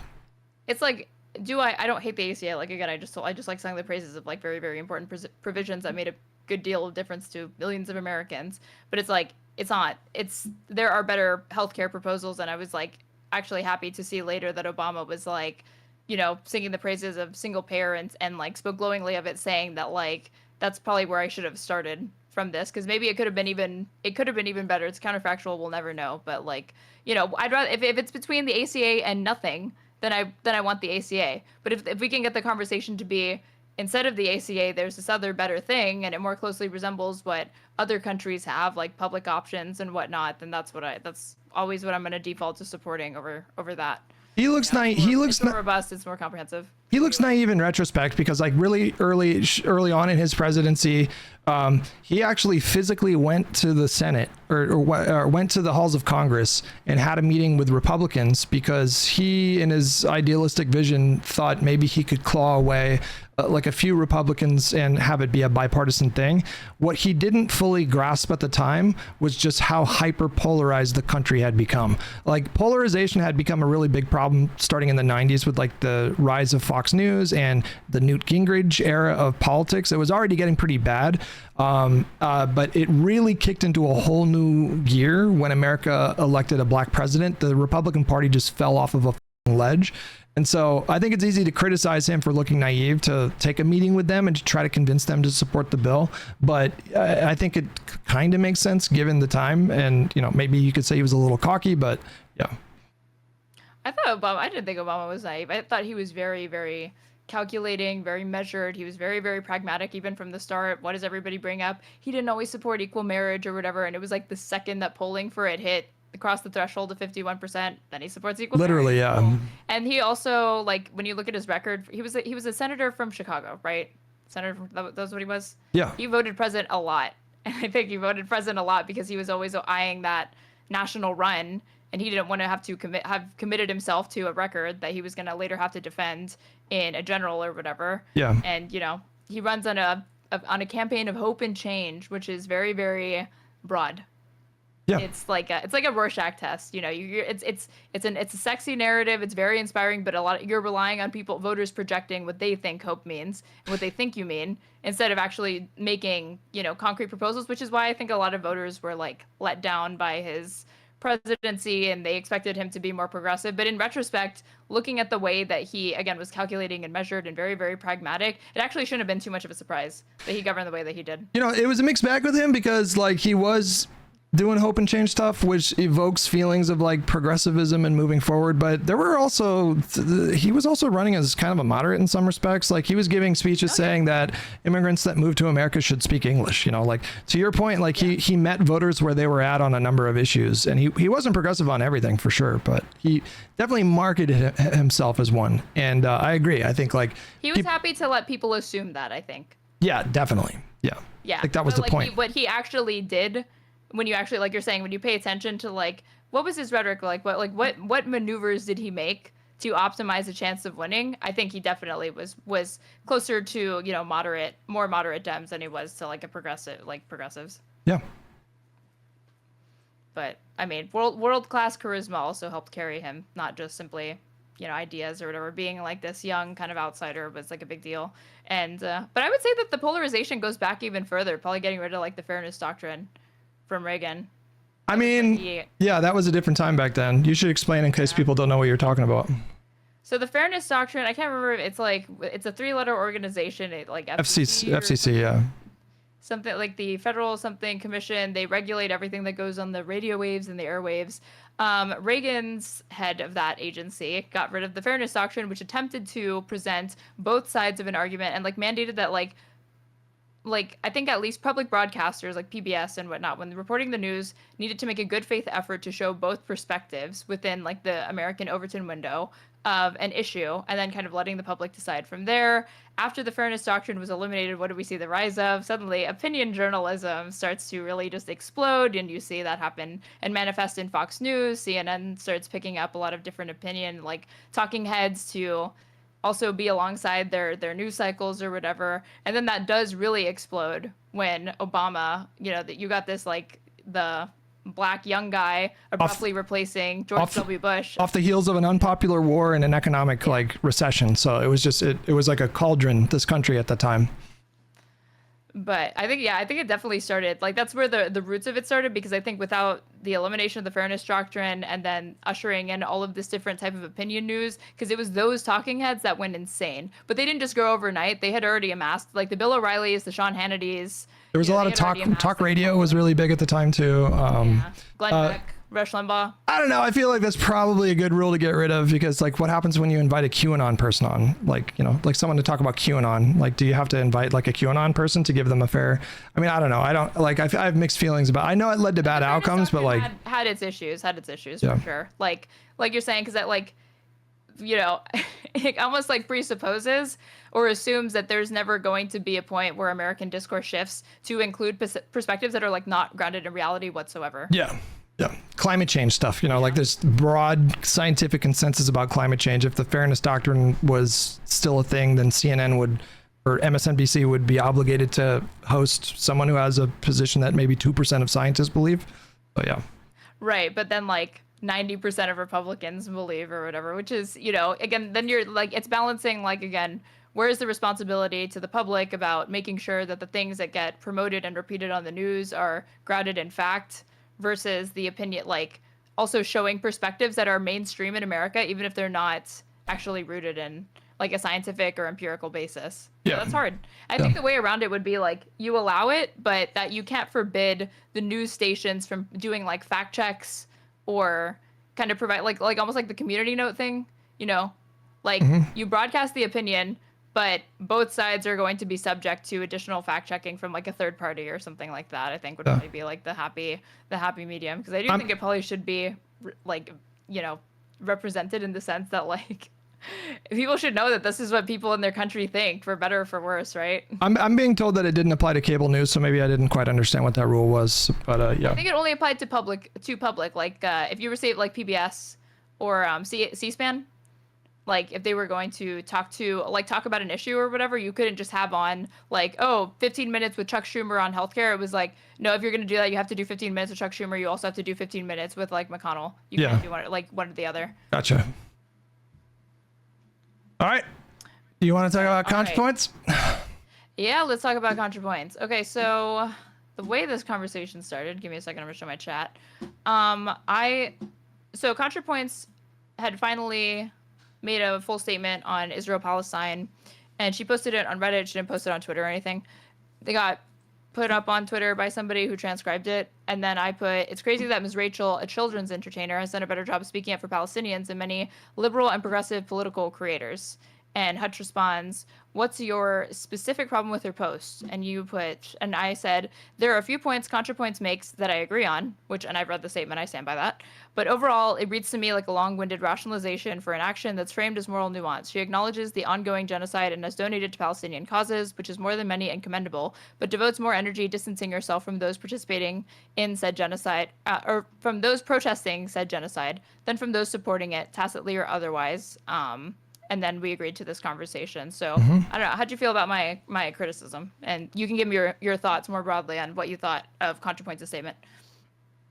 I think the problem that I'm seeing in terms of the reactions, I think your premise about what Contra was saying is not accurate. Like, I think a lot of people read her statement and they interpreted it to mean that she was saying don't do any activism, but that wasn't what she was saying. She was explaining why her specific platform on YouTube, which is videos presented in a normally kind of whimsical, playful, satirical, comedic way, wasn't it that this topic wasn't a good fit for that particular platform.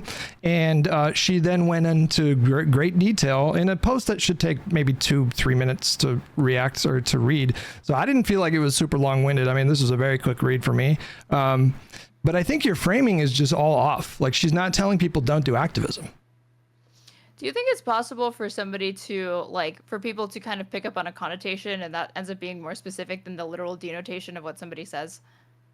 Yeah, of course. Yeah, of course. So if you're saying that maybe she should have articulated herself better, then we can get into that. But like when I read her, no, because just because you said that, you know, people were strawmanning her and saying that she's discouraging people from action. That's why I said, like, I think it rationalizes inaction, because is there anywhere in it where she says, do not do a thing, do not speak up for Palestinians, don't protest? No, those words never appear anywhere in it.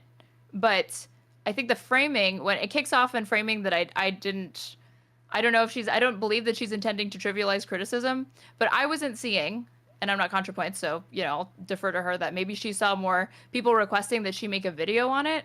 I didn't see that. I saw people just making the request, like, why haven't you spoken out more about it since, or why don't you use any of your, like, multiple platforms to kind of speak up for Palestinians if that's how you feel. Well, right? the opening starts off from like a criticism that I almost think is like a false premise, but then also, like, even if she literally never says don't do this activism, it's possible for it to have like a kind of like a depressing or like almost a demotivating thing, because I have to assume that, you know, Contra acts in a way, like if Contrapoints feels that she herself needs to be very cautious in the type of protesting that she engages in surrounding this topic, then you're implicitly suggesting to people who agree with you, you should also, and even those who disagree with you, you should be more willing to be, you should be more cautious as well.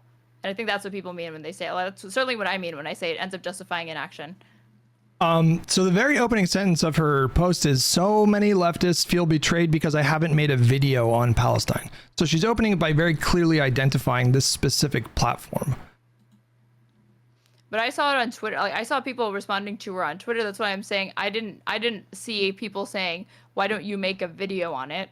I saw them saying, why don't you just use your platform to speak more? But she has multiple platforms, because she has Twitter, she has Patreon, she has YouTube, she has like lots of different things at her disposal to reach out to people, right? Okay. Like, I don't know where people, you know, personally, I would enjoy seeing her pour milk on a mannequin of Bibi Netanyahu. That's just me.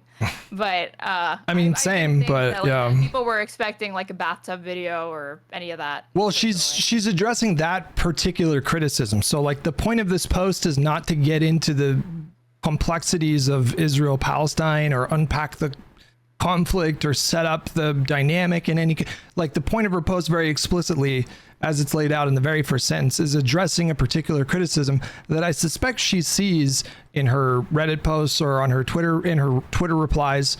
And so she's responding to those specific people. And I think other people, maybe who this didn't even apply to, misinterpreted her post altogether to mean or to suggest that she was telling them to not do any activism. But there's nothing even remotely hinting that in her post. Like, nothing, literally not a single thing. What she was drawing an issue with was a particular kind of activism that mandated anti-Zionism as a part of like a necessary component of Palestinian advocacy. So like, I watched a Vanguard video yesterday where they were discussing the Contrapoints posts, and they said, for example, you cannot be an advocate for Palestinians if you don't believe in a one-state solution. So she's speaking to this exact kind of insistence or mandate. And I think her observations were just like self-evidently correct. So like, by doing that, by saying that if you want to be a part of our coalition, if you want to be a part of our activist movement, you need to advocate for basically to dissolve the current government structure of Israel and replace it with a single state full right of return, which she goes into detail about why that's completely infeasible. So I'm just not seeing that same issue that you're seeing in the context of everything she wrote. I did not get her at all saying don't do activism. If you say that the current strategies that have been employed now have meant that 0 Palestinian lives have been saved, not one fewer bomb or bullets was like deployed, and it also may have slightly contributed to the re-election of Trump, guaranteeing that the U.S. will put no diplomatic pressure on Netanyahu for at least 4 years, making protests against Israel both more riskier and less effective. That's right. What she is calling people to do is reflect on the types of tactics and strategies and protests that they have engaged in since, and saying like maybe it was completely ineffective. So I do think that it's not just a critique that she's saying like, oh, be open to considering this. I thought she was pretty much suggesting that like the things that have been done now, not only was it like not helpful, it may have actually hurt. So how is that not her saying that like maybe you shouldn't protest in this specific way, right? Well, no, but that's different though. Feel that like that's not the way to do it. No, but that's different though. If she's saying if she's saying protesting in this specific way was worse than unproductive, it was counterproductive. She's talking about a specific critique. She's not saying broadly don't do any kind of activism or contribute money to direct aid organizations or charities that benefit Palestinians. She's not saying to engage in activism. She's talking about a very specific critique, right? I guess having a criticism like this and not following it up with like, here's what you ought to do instead, or kind of like, it's like, I would never like tell someone and not show them, you know, like if I had a criticism of somebody and I'd be like, you should not do this, I would also follow it up with, this is how you should do it instead, because this is a way that you can get people on board with your movement. This is a better alternative to what you're currently doing. I personally wouldn't leave them with just like, here's the criticism, do with it what you will. You know, I'm not going to tell you what to do. I'm just going to tell you what not to do. It's always going to lead people to make uncharitable assumptions because it's like, you don't like what I'm doing. You don't provide an alternative. So I'm just going to assume what you've said has been the reaction. So that's one part of it. But then another part of it is like, well, give me your thoughts on that. Like, do you think my assessment of that is like off base, I guess? Let me think about that for a second.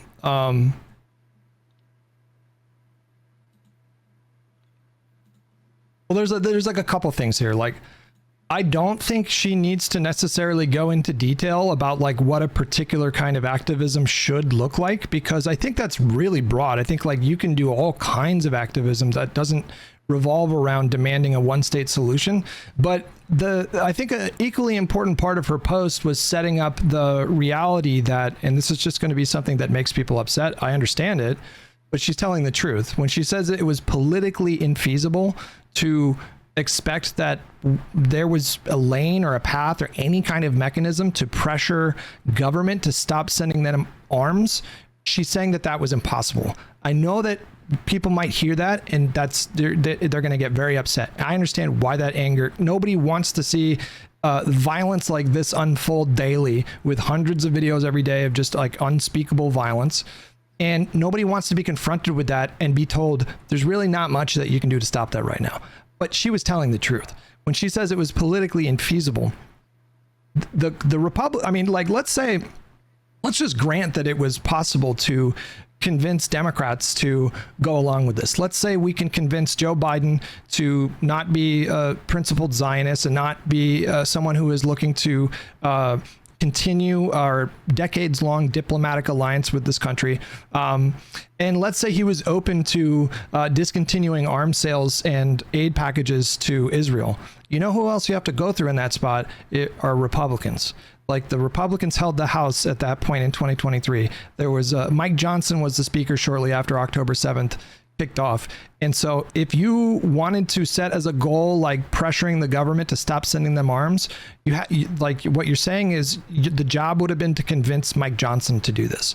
This is just an obvious non-starter. Like that just was never, ever, ever going to happen. And so there's a couple things here. Like, yeah, like she's right. It was kind of hopeless, and it is kind of hopeless right now. And she's right that doing one state solution only type thing necessarily excludes like 95% of the country. I think that, I guess my issue with it is that she kind of treats U.S. complicity as like this unchangeable fact. I hear you kind of, I guess, feel this way, but that is that's a choice that's being made, right? These are all policy choices and decisions. And I'm not saying that reversing them is something that could happen overnight or easily, but I don't know. She seems just like resigned that like to the inevitability of the like U.S. material support to Israel into perpetuity, or into the very least like several years from now. I don't think She she's seems saying that resigned though. to, like, accept like the Israeli brutality. Like you can't really change these circumstances, even though we were seeing shifts in public opinion, and Biden was obviously posturing towards pandering to that because he started changing his rhetoric to like, I'm working day and night for a ceasefire, even when his actions didn't always entirely align with that stated goal. Well, they But I did think that help he was negotiate making- he multiple was doing that ceasefires. messaging because he could see that the Democratic base was not as gung-ho about just kind of uncritically backing Israel as maybe they had, as they, not maybe, but they had been in previous like conflicts between Israel and Gaza and Palestine or whatever. I don't know. Like I don't see that to me as like, oh, she's just being realistic. I feel like she's being fatalistic, and she kind of dresses it up as like, this is me being pragmatic. But to me, it's like, I don't think that. What does Congress have to do with the United States vetoing Security Council resolutions at the UN? Last time I checked, Joe Biden doesn't need to get every statement that he makes approved by Congress. He can make statements condemning Israel. He can make statements expressing opposition or distaste or displeasure at what he's doing. No, the Biden administration and Biden himself were partly culpable. I'm not suggesting that they weren't. But the UN votes are largely symbolic that don't really amount to anything. So that wouldn't have changed anything. But like, we're a permanent member. well, UN. So I think like a lot of these are just like measures condemning Israel, right? Like, what does that actually amount to? The Security Council resolutions are more than just like performative or whatever. So there's two different types of resolutions that can be passed, but the Security Council ones are actually serious, and they do have like weight behind them. And when the United States backs something, that's not just like a virtue signal. Like I can understand if it's like. Okay, I take your point. I take your point on that. But like, I want to unpack what you said though. Or whatever. It's like, it's true about Congress, but it ignores that there are other mechanisms that the United States has to put pressure on Israel that absolutely could have been used. But before we even get to that though, she actually didn't say that it would be impossible to change the sort of congressional makeup. She didn't say that it was impossible to change the congressional makeup to one that has way more people that are willing to vote for something like an arms embargo. What she said was that something like that would necessarily take years, and she's correct about that. Like, the UN can do this or that resolution, and Biden can pause shipments in accordance with law, but he did not have the unilateral authority to halt shipments altogether. That would have had to have come from a bill from Congress. And so, I think it's counterintuitive, and it works against people's sense of like, I think especially when you're young, when you're young and you're getting involved in politics, you take a look at historical examples of successful civil rights movements or liberation movements, revolutionary struggles, and you want to think that at any given point, you can accomplish anything with your activist movement. You can change any kind of situation so long as you just have the sufficient energy and willpower and passion to do it. But at some point, if you want to say that she's incorrect about what she's saying, you're going to have to make the case to me to how you could have convinced Mike Johnson to stop sending aid to Israel. And that touches on another thing that she touched on, which is that when the leftist Palestinian activists were talking about this issue in 2024, they were only talking about the Democrats and their complicity in what was going on. They did not talk about like the vital role that Congress plays. They did not talk about the vital role that the Republicans in the House played in passing this aid package. All of the criticism with respect to Israel and Gaza was focused and centered on Biden and Kamala. But why? Why do you think? The answer to that question for me is that I think that they were completely misguided. I think they made a mistake. Wait, the activists by pressuring the Joe Biden's administration? Yeah, I don't think that they were. I don't think that they were properly. I don't think that they. I think their motivation was to like shift the party platform that Kamala was running on. So they specifically they wanted her to run on like an arms embargo or something like that. So they had political goals, but in doing so, and she sets up the stage here. So like she sets up the sort of intractable nature of what was happening at the time, and then she sets up their like specific methods, like demanding a one-state solution. And then when you have a situation where like hundreds of videos of unspeakable violence are showing up on your feed every day, and all these activist groups are talking about is the Democrats' complicity in it, they don't it sets up a situation where a lot of these people don't properly, number one, acknowledge the Republicans' role in what was happening in Gaza, and number two, it's shifting them away from the emphasis on how bad Trump is going to be. That was what she was sort of like speaking to in that post. Well, because Trump's not the president yet.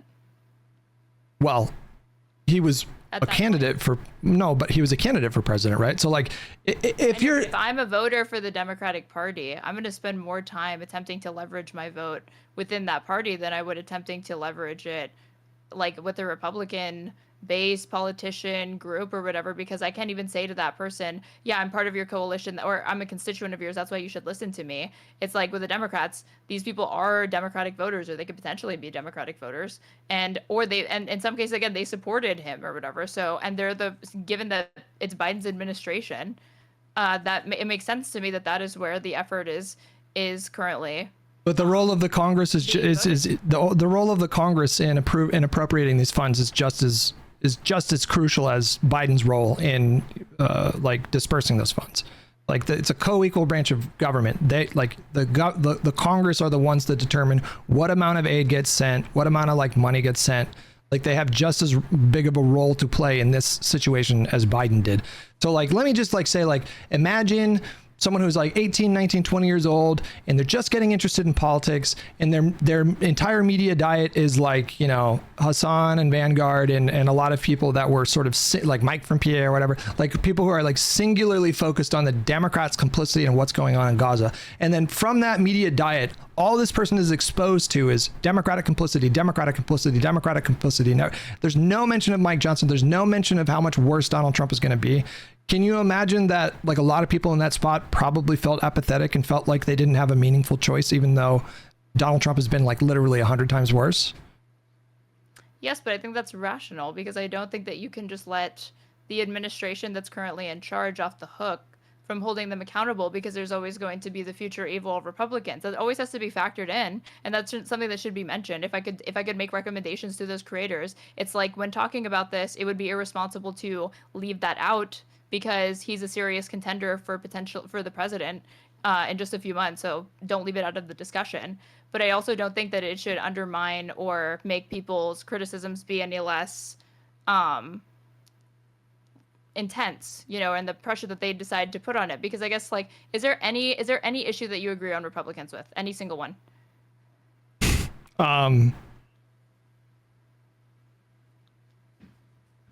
Nothing comes to mind. Gun rights or something? Well, I don't think the gun. Or like anti-choice or something.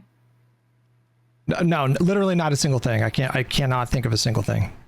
I struggle to think of something as well. But let's say that I agree with Democrats on absolutely everything, except the one thing is like the Second Amendment, right? And in the context of some like school shooting or something like that, there's a really big ongoing public conversation and national debate about what direction we're going to take gun reform laws in, right? And you've got like Democrats in charge, or like you have Republicans in charge or something like that, and people don't like it, or like don't like the policy that they're going for. But then people from their party say like, but you should just be criticizing the Democrats, because think about the future. I know you don't like what Republicans are proposing, but think about like the future evil that a Democratic administration could bring in if they were in charge right now during this crisis. And it's more important for you to think about that future harm instead of put pressure and act now with urgency at the current administration that's at the helm of all of this, and the party that is the one that's like dictating the policy. It just seems irrational to me. I don't think it's irrational to point out the co-equal branches of government. I don't think it's irrational to point out that this is irrational to point it out, but to say that there ought to be more emphasis on like things that like future potential harms or whatever that have not yet materialized, but there's a chance to, because Trump hadn't become the president yet, and shift that away from people holding current elected leaders accountable. Wait, why is that irrational though? Like if I went to voters, if I had a crystal ball and I could see into the future, Would it be irrational for me to go to, someone who is maybe thinking about not voting because they're pissed at Democrats about Gaza? Would it be irrational for me to tell them like, hey, if Trump wins, 14 million people around the world are going to die from USAID cuts. So I understand that Gaza is really important, but this is a holistic election that has thousands of effects, and I think that you should consider that. Would that be irrational for me to do that? No. Then I don't. I made that pitch to people, but like, I guess I wouldn't do it in that way though, because I did hear you bring this up, and I think that this is like, okay, then I'll do this hypothetical then, because this is a better one. You support Democrats on everything except, let's pretend that the Democrats are the ones that always want to cut USAID, right? And you're going to vote for them in spite of that, and we have the same figures. Okay, those researchers from the Lancet are also saying that if the Democrats cut USAID like they say they want to, then 14 million people die by 2030, just a few years or whatever. And somebody says to you, like, I know you support Democrats or whatever, but think of those 14 million people. What would you say to them? I would think about the 14 million people. Would you consider voting for a Republican? If I thought that millions of people, like less people would die if I voted for a Republican, I would consider voting for a Republican. Democrats are the same on every other. You said you can't even think of a single thing you agree with Republicans on. In this hypothetical, Democrats have the exact same platform, so that means you agree with them on gun reform. That means healthcare. That means you agree with them on tax bills and budgets and capital management, like all of that. Just the one thing is the USAID cut. You would actually consider switching to voting for Republicans. Yes. Because of that one policy. Yes. Really? Yes, Why? of course. Because a fundamental principle of like my political engagement is harm reduction. Like I take the trolley problem seriously.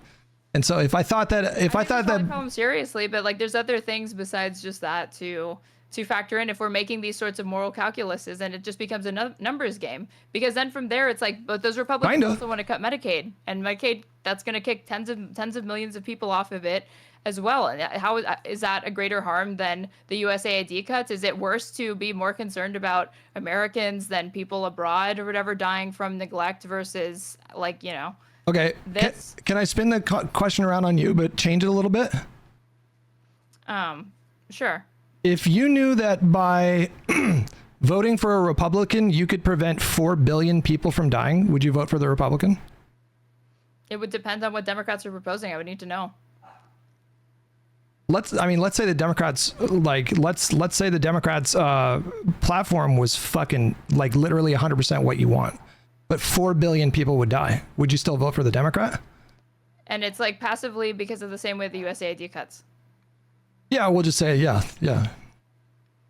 I guess I would consider it at that point, but again, it comes down to, but I don't think it's comparable with what you're saying entirely, because you also have to factor in that you would be voting for a party that's anti-vax, that doesn't think climate change is real, that wants to take away healthcare from people, and that wants to install Supreme Court judges that could be disastrous for minority rights, equal rights, and just constitutional protections for every single American. That always has to be weighed against these numbers, right? Yeah, I would take a look at projections for how each individual policy is expected to, have an impact in terms of like lives lost or, any number of other variables. But if you give me an option to like save 14 million people by voting for a Republican in one election, I'm going to think about it at minimum, that's just a really... Think about it. You said you would do it. I think I'd probably do it. Yeah. Like that's a lot of people. I would consider doing it, but I also have to consider all of the other things, because we're talking about unseen harms, right? We're not talking about, like, there is a difference between perpetuating an active and like aiding and abetting an active genocide, transferring weapons and contributing directly to that, versus a cut and somebody's going to die from neglect. Because would you say, like, if I abstain from donating to a charity that guarantees it saves 2 people every single month, me not doing that is tantamount to me killing those 2 people?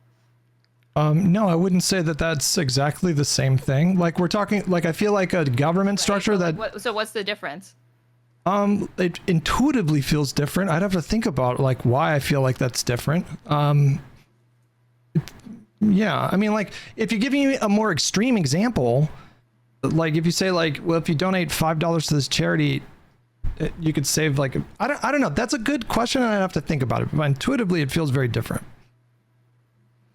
But that's where I'm coming from, is that to me, like, it should feel intuitively very different because you can make these calculations, but like, let's use your USAID thing, because what you said is, do you mind if I play it actually for my stream, like the moment in your VOD where you said it? Yeah, that's fine. Obviously, that's death on a scale that human beings can't comprehend. It's horrifying. I cannot imagine being subjected to those kinds of conditions.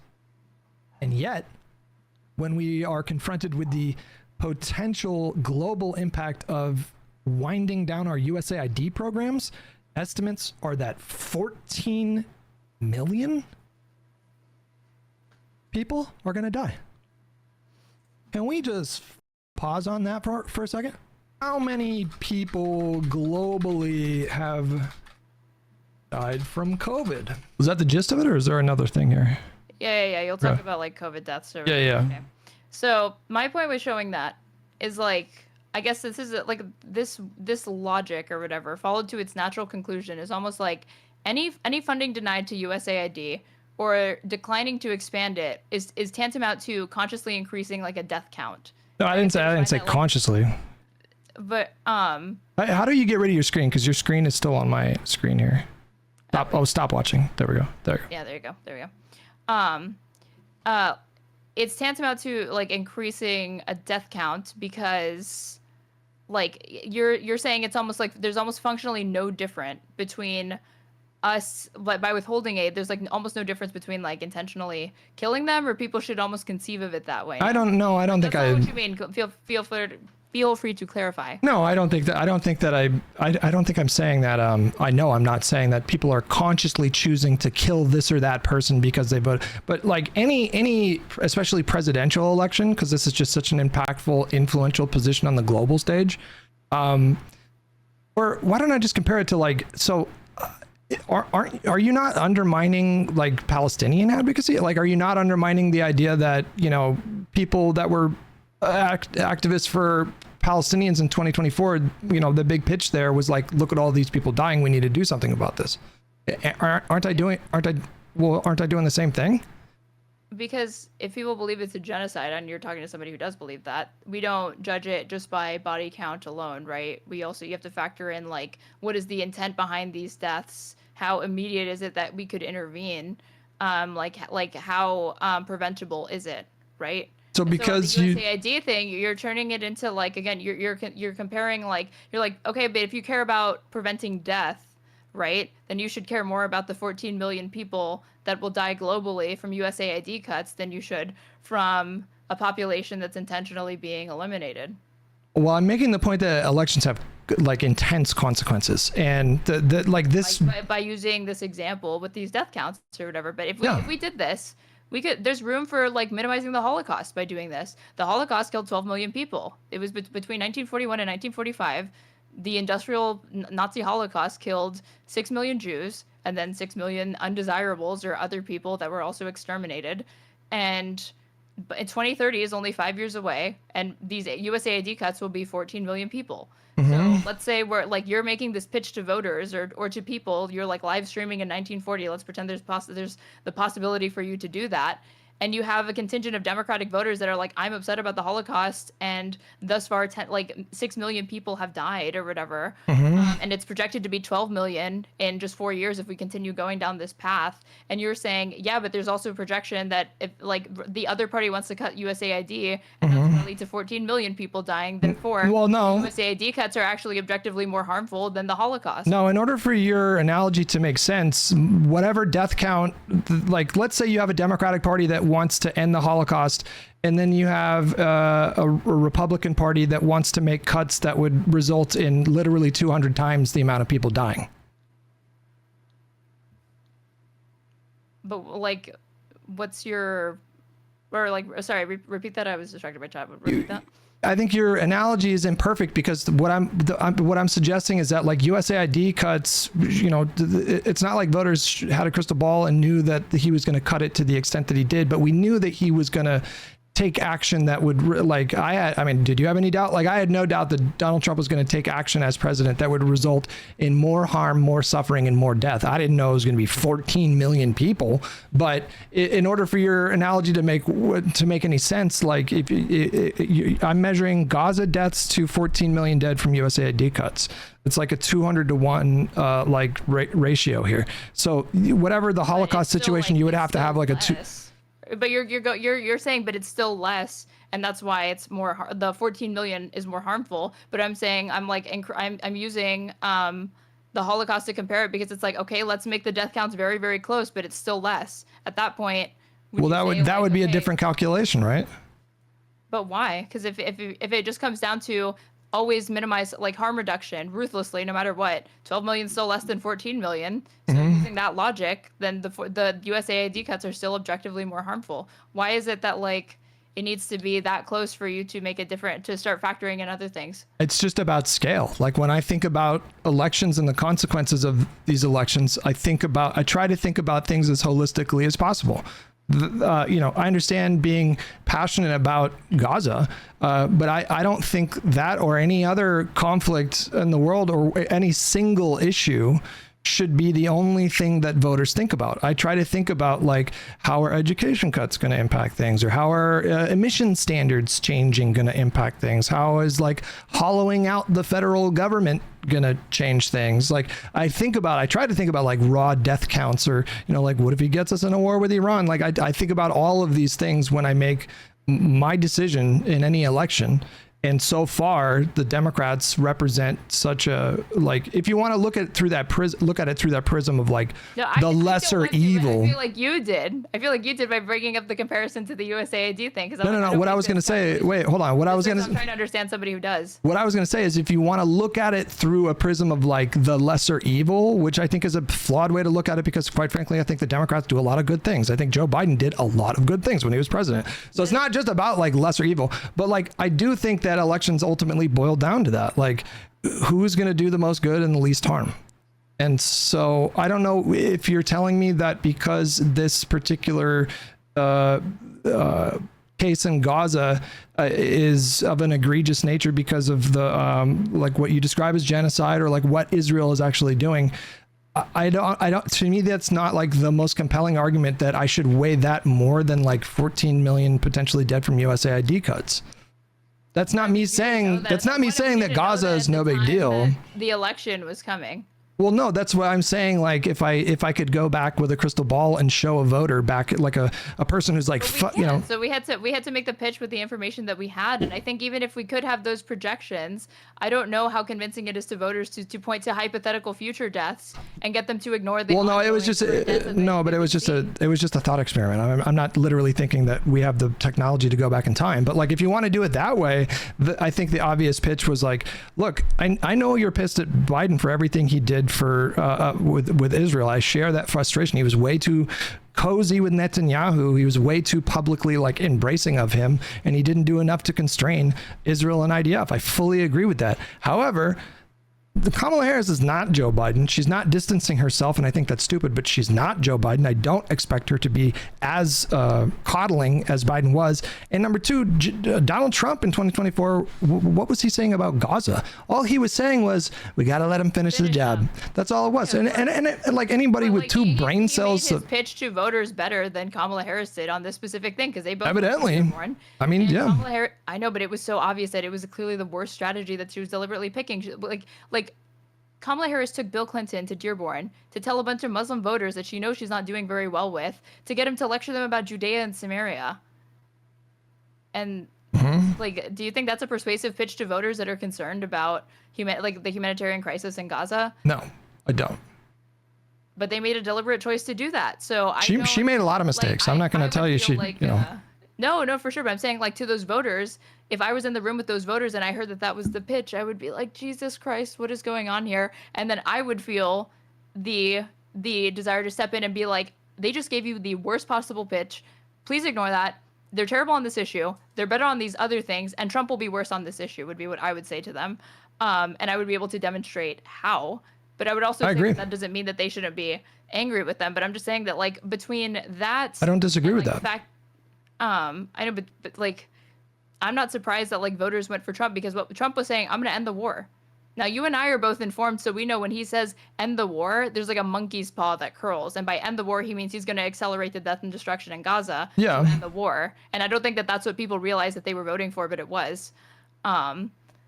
You know, because people, when they hear end the war, they're thinking like, oh, like bring about like a peaceful resolution. Should they be giving Trump the benefit of the doubt? No, but a lot of voters are like low information voters, and that's like real, like they take a candidate at their word, they give him a chance, they're like, they look up, they see who's in charge, they blame the entire, like the Biden administration on that, or like the entire administration that's in charge on that, and then they hear out the other guy, and he's like, this person's saying that they're going to end the war, the other is finding justifications for it, I'm going with that guy.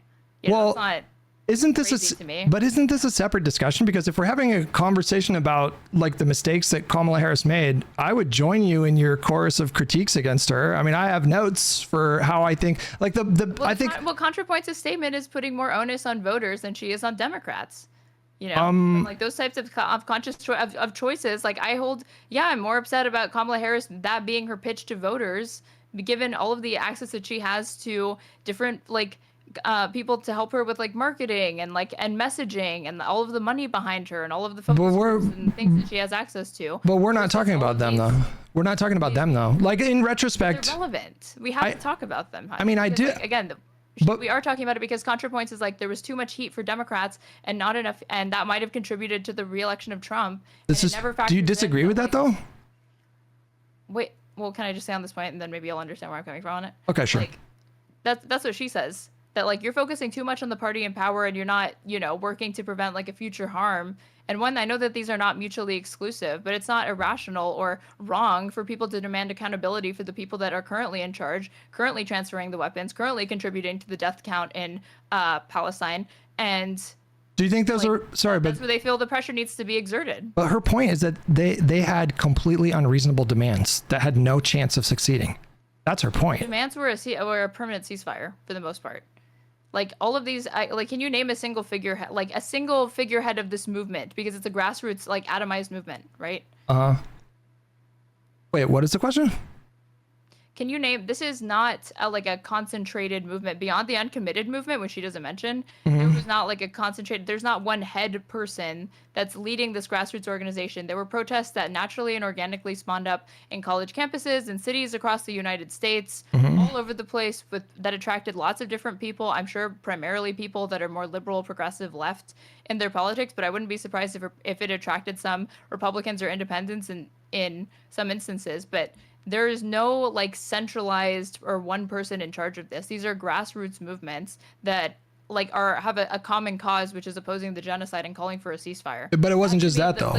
It wasn't just that. If it was just that, we wouldn't be having this conversation. It wasn't just that. It was anti-Zionism. They wanted Israel as it currently exists. Who is they? The broad leftist Palestinian activists. Online. Well, she comes from media. Well, I mean, do you disagree? Like, if we went to like, we're talking about, she's in media spaces, and so I do think she is speaking to like other creators as well as their communities primarily when she writes this post.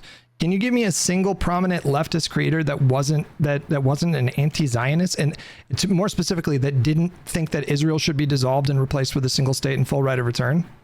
Like a single one of them? I'm asking you to give me a single one that, like which ones are you thinking of again? You're saying that all of them, all of them, literally all of them. Yeah.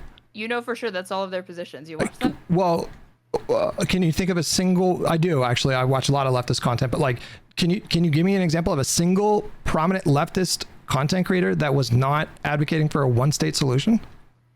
Well, I don't watch a lot of these leftist content creators or whatever. Like, I don't watch like the Vanguard regularly. I've never watched Hassan. Like, I don't watch these people. So like her characterization of it is one hyper focusing on a very, very small part of like the electorate. I thought that all of the memes is that these people are relevant because they don't even vote. So we don't even know that they're voting. So to me, it would be like she's talking about people and she's talking in very vague specifics, and it's hard to know like who are you talking to? Are you talking vague about specifics? A specific person? That's vague specifics. Sorry. She's making specific criticisms of very, very like vague online groups that I don't know who she's referring to, and I can't know if she is actually accurately characterizing them or it's a straw man. or a caricature of what she assumes. I mean, so like if we just, who are the prominent leftist streamers on Twitch, for example, it's going to be, Hassan Denims, Mike from PA, and then you have like lesser known creators like Frogan and Sean DeBlack, and when we think of like Second Thought, there's plenty of like leftist content creators that just do a lot of posting on Twitter. A lot of them just do YouTube VOD stuff like Second Thought. Literally all of them were explicitly anti-Zionist and were defining as a part of their goal the end of the... You just said that they're like irrelevant, like nobodies. I didn't say that, first of all. Wait, who said that? I agree with that they're irrelevant nobodies for the most I don't part. agree. I mean, I agree with her. Except for Hassan. Those people are like Mike from PA and like Frogan and stuff like that. Well, I mean, he's a pretty big streamer on Twitch. Like nobody. Well, I mean, no, but we're talking about the entire ecosystem. Like, I'm sure you can find me like a handful of like leftist people that create content that were sort of like open to, like Vosh signaled an openness to a two-state solution. But in that context, he was saying that has to be kind of a stepping stone to a one-state solution. Like, are you really fighting me on this idea that anti-Zionism was explicitly a part of this movement, even at the college campus protests? And because she is making broad generalizations and not grounding the criticism or aiming it specifically at certain people, and it's a characterization that like I don't have a way to know because I'm not as online as her, and her timeline is different than mine.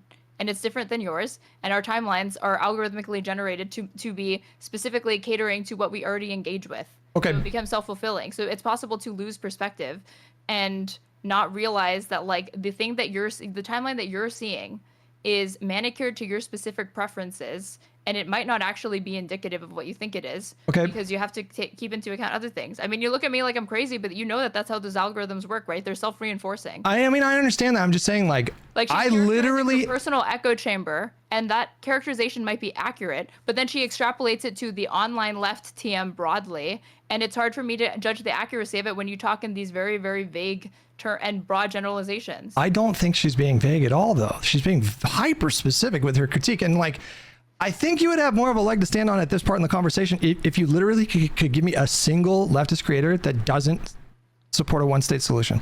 And if we want to even remove creators from the discussion already, like you had college campuses where the students were blocking off access to specific parts of the university for Zionists. Anybody they deemed to be a Zionist, they would just physically block. Yeah, that should never happen. But it's crazy. But it illustrates the point. Somebody mentioned Sam Cedar. Sam Cedar was like not calling for that. There's one. All right, there's one. You got one. That's true. Sam Cedar. And somebody else who's saying Hassan was fiercely pushing for Kamala to do a ceasefire and weapons embargo.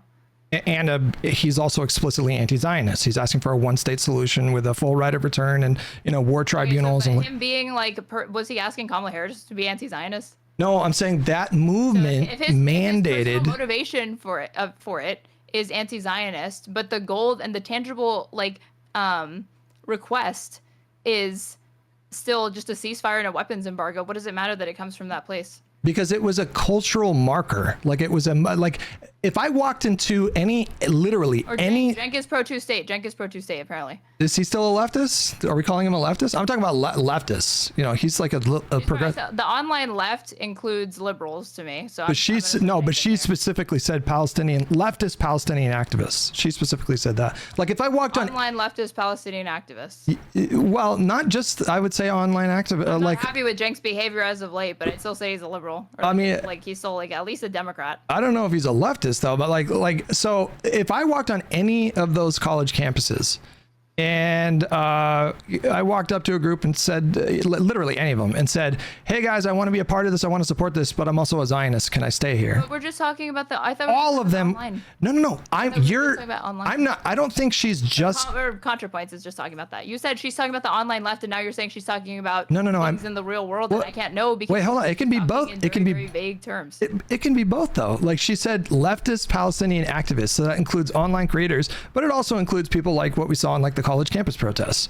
So did she mention that? It could include that, but does she mention that? I feel like it's a really specific thing to do like 3 qualifiers. Leftist Palestinian activist. She's saying online left. No, she's not. She said no. Hold on. Let me Where did she say that? Hold on. bitterness. Much of the online left spent all of 2024 single-mindedly focused on Palestine and the complicity of Democratic politicians in sending aid to Israel. This campaign had the following effects. And she goes from there. She's not talking about in-person protests or colleges or anything like that. She's specifically talking about the online left. Oh, hold on. Let me get to the... So in part 2, Misery, it says the leftist pro-Palestine movement.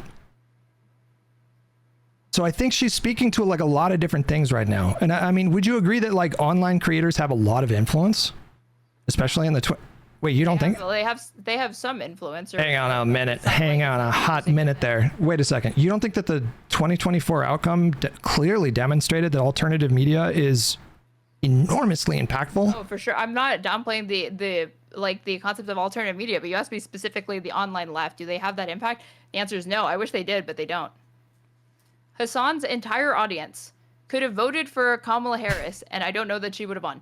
Well, nobody's making that case though. Nobody's making that case. She didn't make that case. Well, But you just asked. Wait, you just said like, don't you think that they're massively influential? And I said no. I think it has to. I wish it were larger than that. But when I think about like the online, like alternative media ecosphere, it's dominated by the right. It's like the flagrant pod, like what is it? Like Joe Rogan. It's like those people, right? They're huge. I wouldn't say that like Hassan is like he's at the end of it. Like Steven Crowder, Ben Shapiro, those people are way bigger. You don't think that the online leftist activist movement is like well, we were talking about algorithms a minute ago. I felt like in 2023, 2024, they were showing up on the timeline constantly with massive engagement.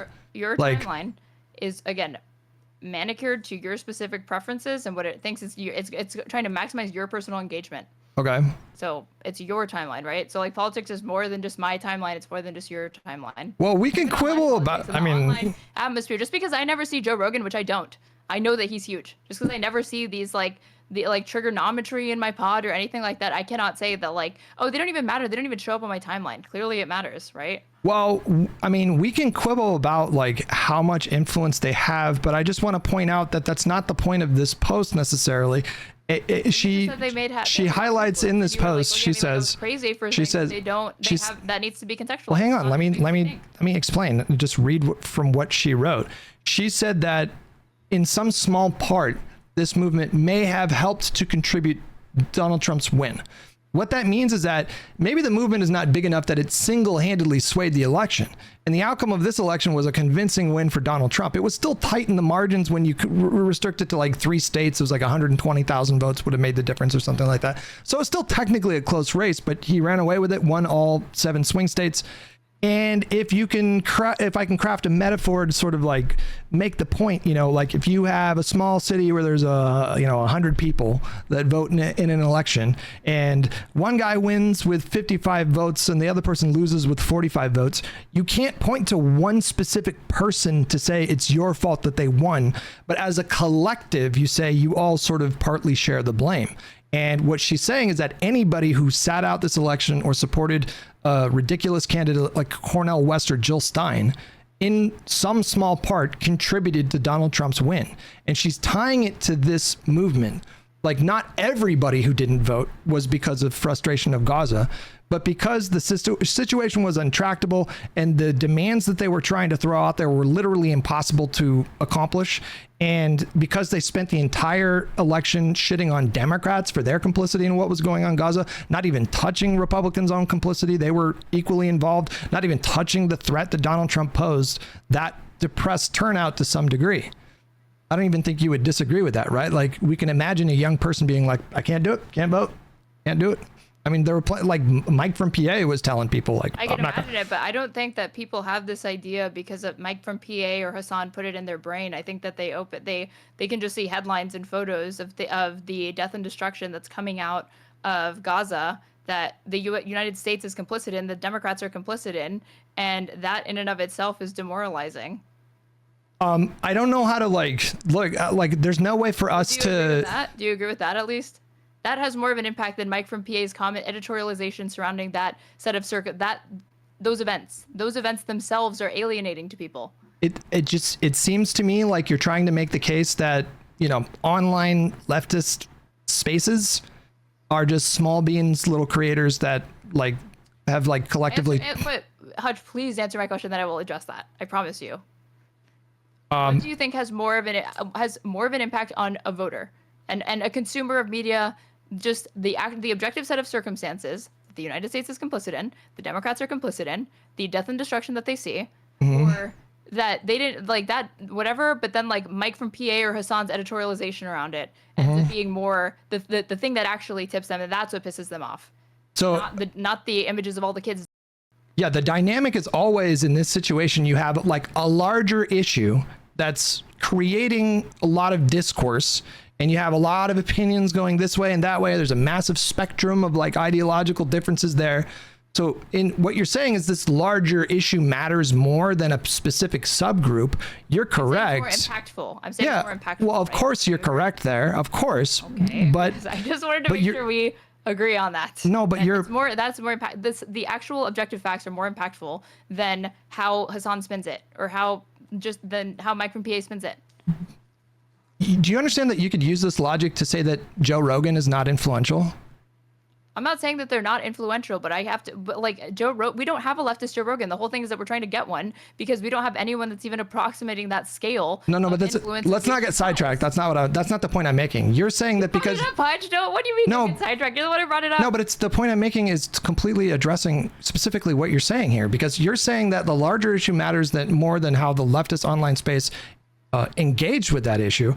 But you could use that to say, like, okay, vaccine distribution is a bigger issue than Joe Rogan being anti-vax. Does that mean he wasn't influential? Every leftist creator combined doesn't even hold a candle to the influence that a single episode of Joe Rogan has. But I don't know what point you're making with that. That doesn't mean that they don't have influence. I'm not saying that. I never said that they don't have influence. I said it's just not nearly as significant. Because you said like I said not really, as in there's some influence, but it's not really as substantial as you think. You're overstating it. Okay. I think that the online kind of leftist space, it's not just about like what they're specifically posting.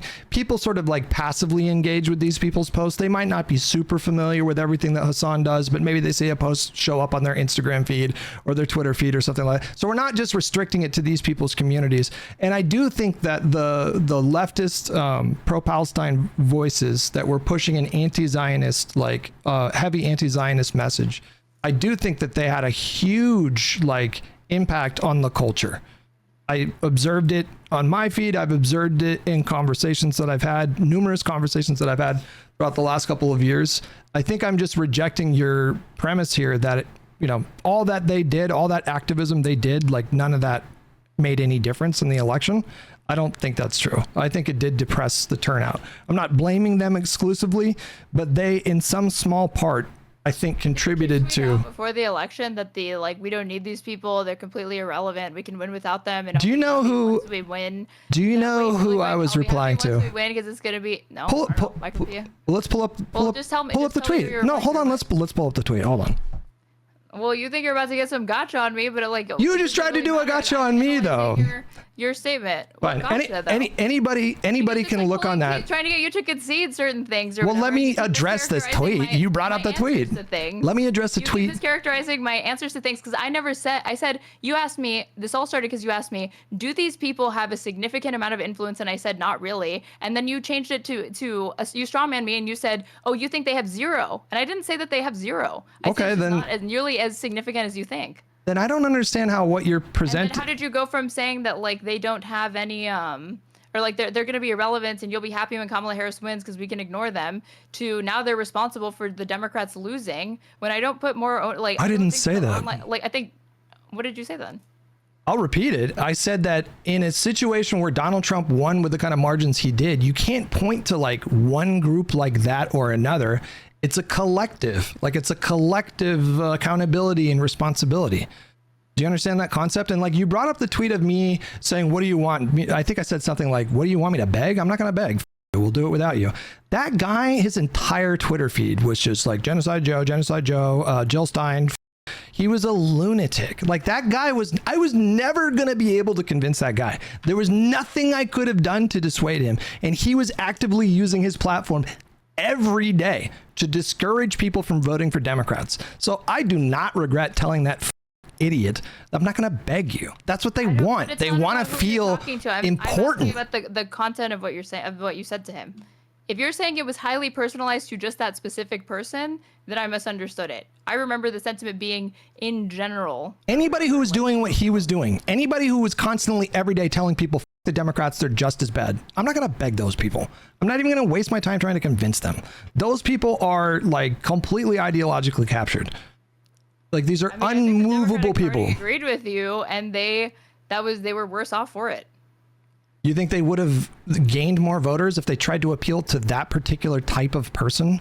This dude was literally tweeting like 25 times a day, Joe Biden, he killed everybody, and you should like not vote for him. Yeah, and you think she should have spent her that say these things? But yeah. Like, when you have the uncommitted movement that didn't they get like 700,000 votes? 700,000 people taking time out of their day to, in a primary, vote for uncommitted, to signal to the party that they're a part of. This is an issue that's important to me. Please reconsider your position on it. Move on it. This is how I want there to be a permanent ceasefire or whatever. And I also want there to be potentially an arms embargo and other demands, right? And then they go to the DNC and they can't even get a speaking spot. Like a Palestinian American who is an elected representative in Georgia can't even get on the stage at the DNC, but there's room for anti-Trump Republicans.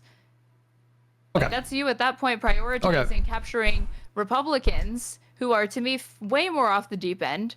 Anyone who's even like flirting with MAGA or whatever, like not just saying don't vote for Joe, but actively saying like considering voting for Trump. That seems like a person that's way harder to reach than somebody who's like actually going to a ballot box, casting their vote, and trying to signal to the party, I would like you to move on this. This is important to me.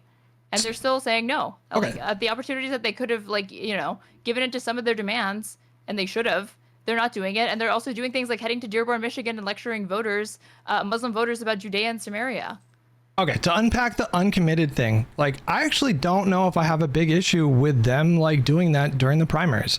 And quite frankly, by the time we got to the general, I don't like love what they did, but what they essentially did was, you know, vote against Trump. They were essentially telling people to vote for Kamala without saying vote for Kamala, because they had some members in their leadership that were just saying, I can't do it. And they wanted to make space for those people. But they were essentially telling people to vote for Kamala. So like, I don't really reserve a lot of smoke for those people. I completely, especially if you have like a familial link to Gaza, if you have family there, I completely understand like feeling that way and wanting to do this like action that you feel or you hope is going to move the party in some meaningful way. But if we want to really unpack the whole uncommitted situation at the DNC, it's really important to contextualize what happened. The uncommitted movement were advertising a massive protest at the DNC. They were telling people 30,000 people are going to be here. We're going to raise hell. This is going to be like the 68 convention, which if you know anything about U.S. history. They got like 250 people. They didn't get the people out. They got like, hold on, well, let me finish my point. They got like 3,000 people, so it was like 1/10 the size. And then after that, they went to Kamala's scene. I thought it was like 250. So no, it was a few thousand collectively, I think. And then after that failed, then they went to Kamala and they were like, we demand a speaking spot. That is a coronation for the point of the DNC is to get people excited to vote for the candidate. It is not, the point of the DNC is to not allow a platform to every single activist who has some cause that they want to lobby for. But why are you focusing so much on the 3,000 that showed up or whatever, instead of like, that doesn't negate that hundreds of thousands of people cast a vote in what was it really even like a primary thing, right? Like there wasn't, do you feel like the Democrats really held a primary? They went through the formal process of having the primary votes, and that's what the uncommitted thing was all about. Right, but it was like there weren't debates, there weren't like no, there never are when an incumbent runs for re-election. That's just not what the parties do. Right, so that, to me, that only speaks to how much more significant it is that people went out of their way to vote uncommitted. So regardless of whether 3,000 I just told you I was fine with that though. Regardless of whether 3,000 people show up or 20,000 people, the Democrats should be making overtures to that group because they are a voting bloc, like objectively, that's 700,000 people in their party who took time to do that. You understand that like thousands of other activist how many groups. More people needed to show up at the DNC for you to think that they probably should have let a speaker on there? Do you agree that the DNC? Like you're wait, hold on. You asked me a question. Wait, hold on. You got to ask me a question, and then I. Okay with it? You keep doing this thing where you ask me a question, and then I begin to answer it, and then you cut me off.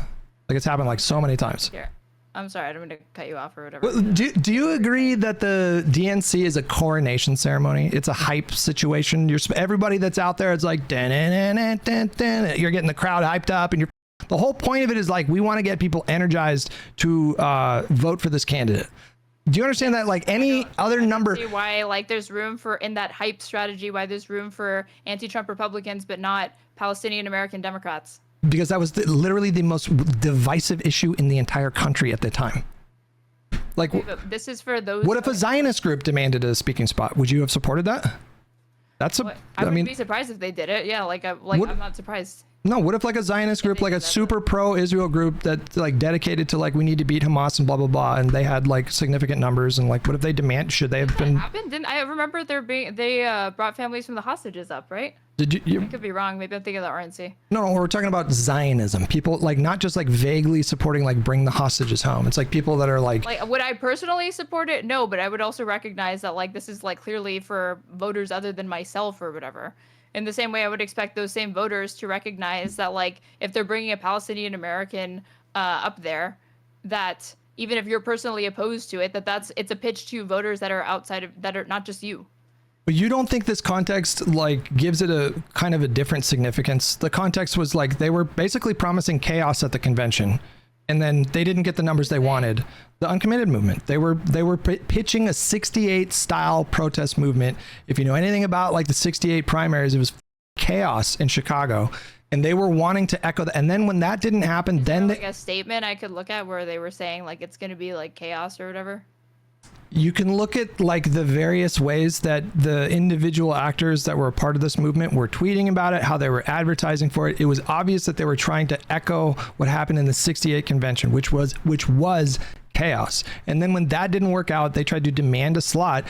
And I'm sorry, but you don't understand the concern that maybe Kamala's team had about like, what if they get up there and they go off script and they say something that's crazy divisive? Like, you're not going to take that risk in that spot as a nominee.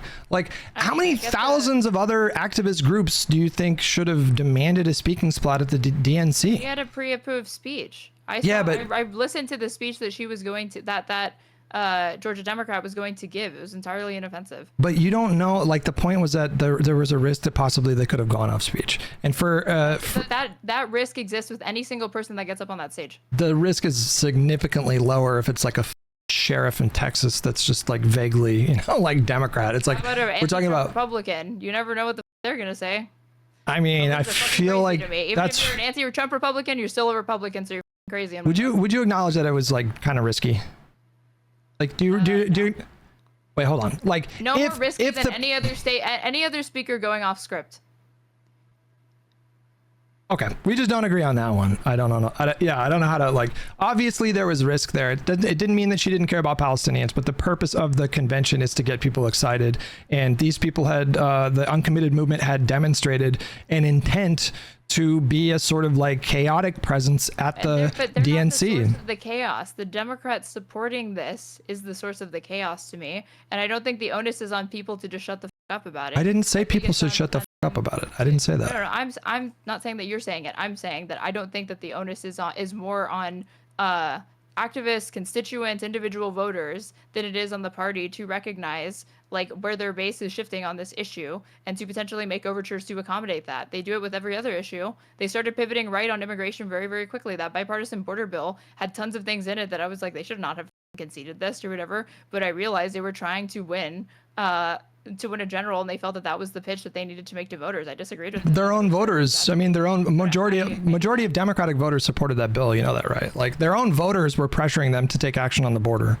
Like they weren't just doing that to try to look conservative. It was just. And 700,000 voters went out of their way to vote uncommitted. So they were trying to pressure the party as well, and that's not something to be ignored.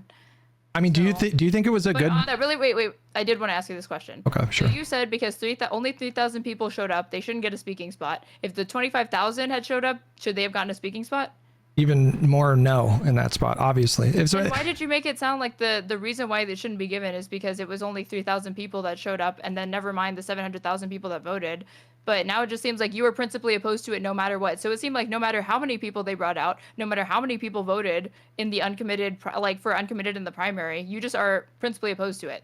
They're Why even make gestures or like signal the idea that like there was something that they could do that would get you okay with it when I'm not like seem like they could. I'm not morally opposed to someone advocating for like an arms embargo. I'm not saying that's morally bad. I support that kind of thing. I'm talking about put yourself in the shoes. You're a campaign strategist for Kamala Harris. You're at the convention. Your only job is to be there to get people excited to vote in this election for Kamala Harris.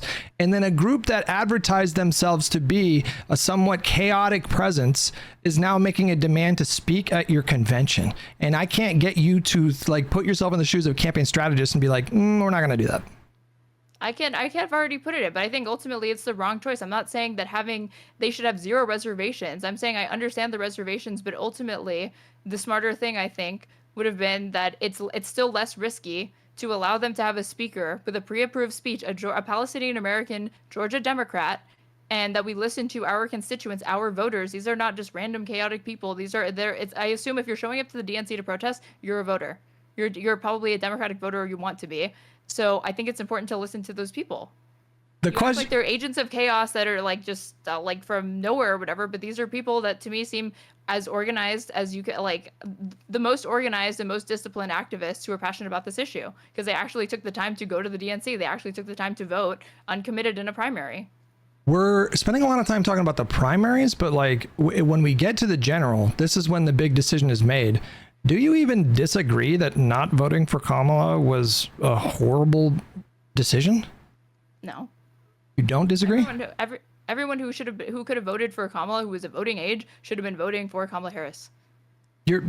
So your issue with Contra is that she shouldn't be talking about those people. Rather, she should be talking about the Democratic Party. And just like, is there ever an appropriate time to criticize people for making a bad choice like that?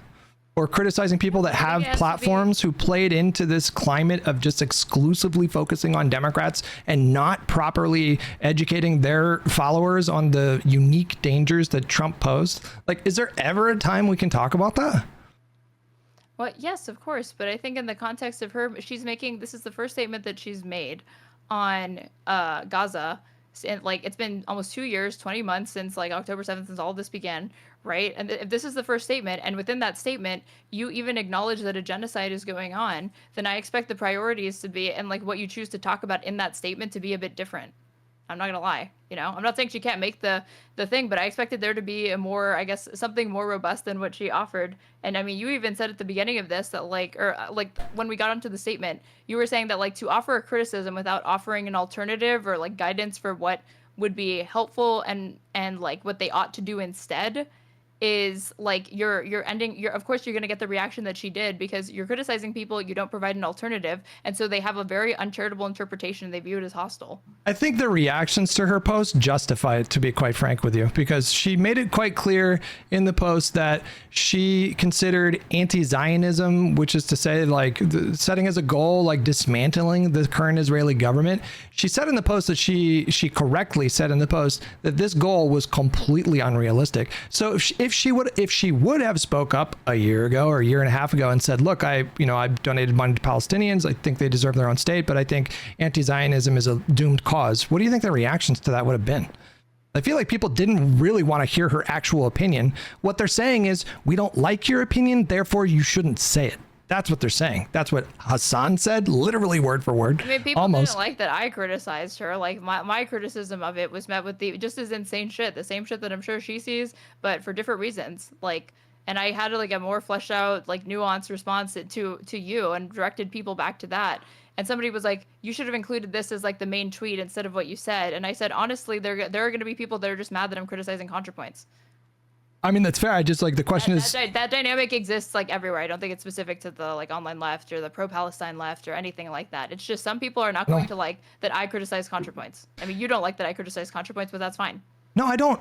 Hang on. I never said don't criticize Contrapoints. Like I wanted to have a discussion with you because I think it's an interesting topic and we can touch on some relevant themes and potentially like touch on some things that will be useful to understand a couple of years from now when the midterms come up. Like I never ever told you or anybody else like don't share your opinion. Like if I don't like then what's a valid criticism of Contra's thing then? Of this note, I have yet to say a single valid criticism, but I'm not going to tell people. I'm saying that, like, you're saying that, okay, you haven't said you can't criticize her. That's true. But you are saying, and you've been participating in this discourse because the statement's been out for almost a week now, that with everything that you've interfaced with, you've not seen anything that was substantial. You don't even agree with mine, which I feel like is far more nuanced than the majority of people giving her criticism for this. So it doesn't seem like there's a criticism that you would accept because you don't disagree with any part of it. Well, you don't even really see that, like, there could be an improvement to this statement even. Well, I think the foundation of your like analysis was ill-conceived. That's my point. Like, you seem to be making the case that you sort of touched on this idea that she was dissuading people from doing activism. She wasn't. You seem to be making the case that she was like making a broader point about like the conflict, but that's not what the point of the post was. The point of the post was addressing a very specific criticism. And then when we get into the specifics, you call them vague and generalized and assert that she is obligated to, provide an alternative, which she kind of tacitly did. Like, she said what she did, she quietly did. Obligated in the sense that if you're attempting to actually not just scold people, but actually attempt to get through to them, I'm saying an improvement to this could have been everything that she said, but also provide give the rubric of what you feel is good pro-Palestinian activism that is approachable, that can actually help change people's minds and draw more attention to what she says she believes is a genocide. I think she kind of with that urgency, or like with that in mind, to me it's like, yes, there's plenty of room for criticism because the people that needed to hear it the most, in her opinion, were the people that were the most hostile to it. So I'm like, okay, something could have been done better here, right? Because I thought she wanted to reach those people. Well, I don't know if she's trying to reach like those specific people. Those specific people hate her because she clocked them in a video just so perfectly, and they've just never recovered from it. And she's had like a storied history of arguing with this particular type of leftist, the one that don't really take electoral solutions seriously. She's been kind of sparring with these people for like 8 years now. So she was addressing like a particular criticism. She was noticing that people were sort of filling in their own blanks. And like, do you agree that it's fully unhinged to call her a genocide supporter?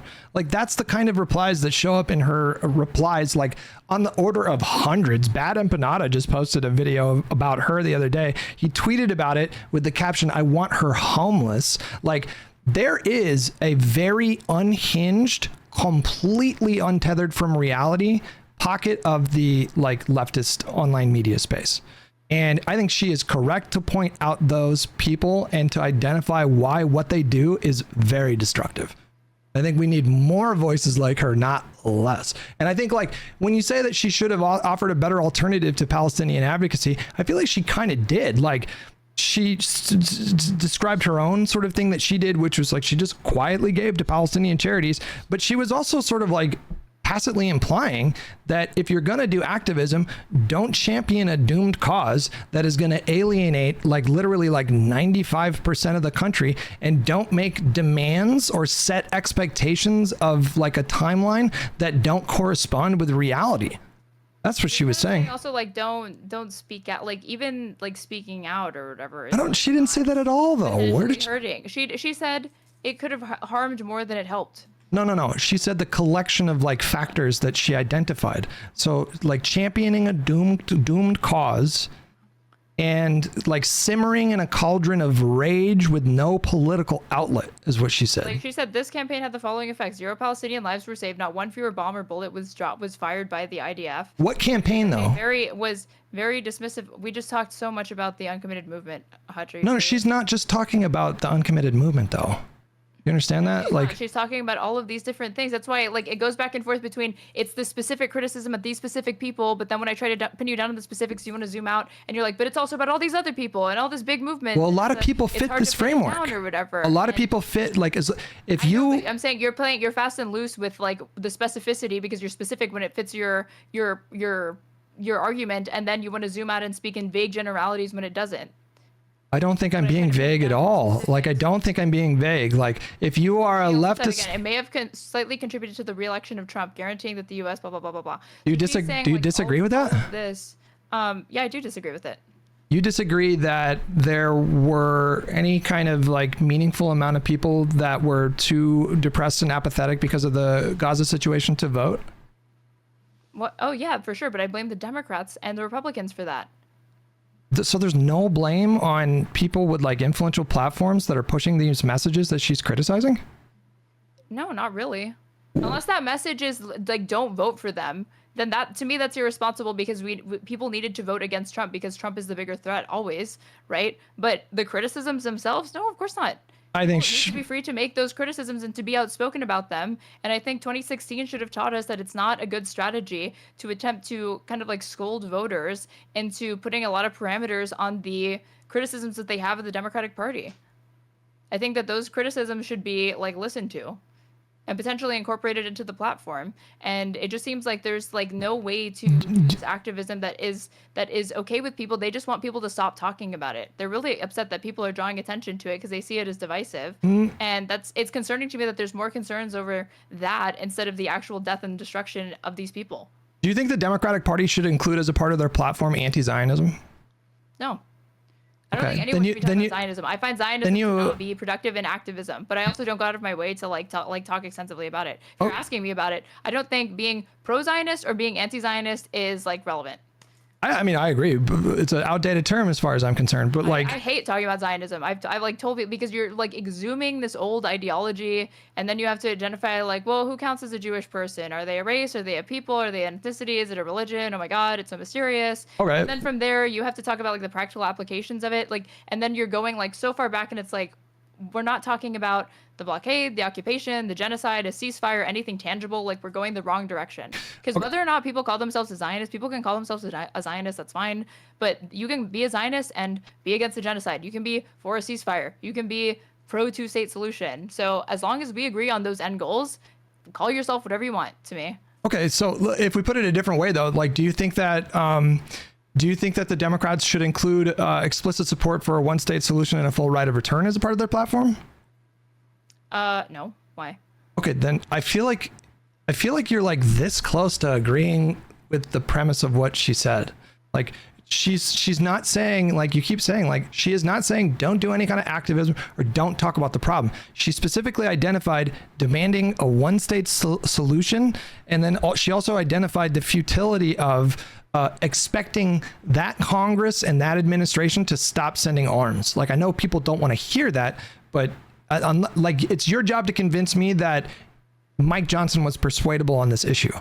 If you are saying that was like a reasonable demand to expect on a time frame, like the ones that they were pushing for, they wanted an arms embargo immediately. There are other mechanisms that the United States could use, like the Leahy laws, to intervene and to not transfer weapons to like frequent violators of human rights and whatnot, that don't include like need the congressional approval, as far as I know. I have to look at the particulars of that law, but like, but if you wanted to, the conversation has moved to like the two-state solution, when the priority is like, we can't even start talking about a two-state solution before they stop the genocide or before there's a ceasefire. But that didn't stop activists from demanding a one-state solution. That's her point. But what's yours though? That's a stupid. I do agree with her. It was a doomed demand, and so like they demanded it, and then when people didn't acquiesce, they got filled with rage at those people. What demand did the Democrats even meet? What was one? I can't think of any off the top of my head. Oh, okay, that's a problem to me. That's a huge but I'm not talking about general demands. I'm talking about a specific thing here.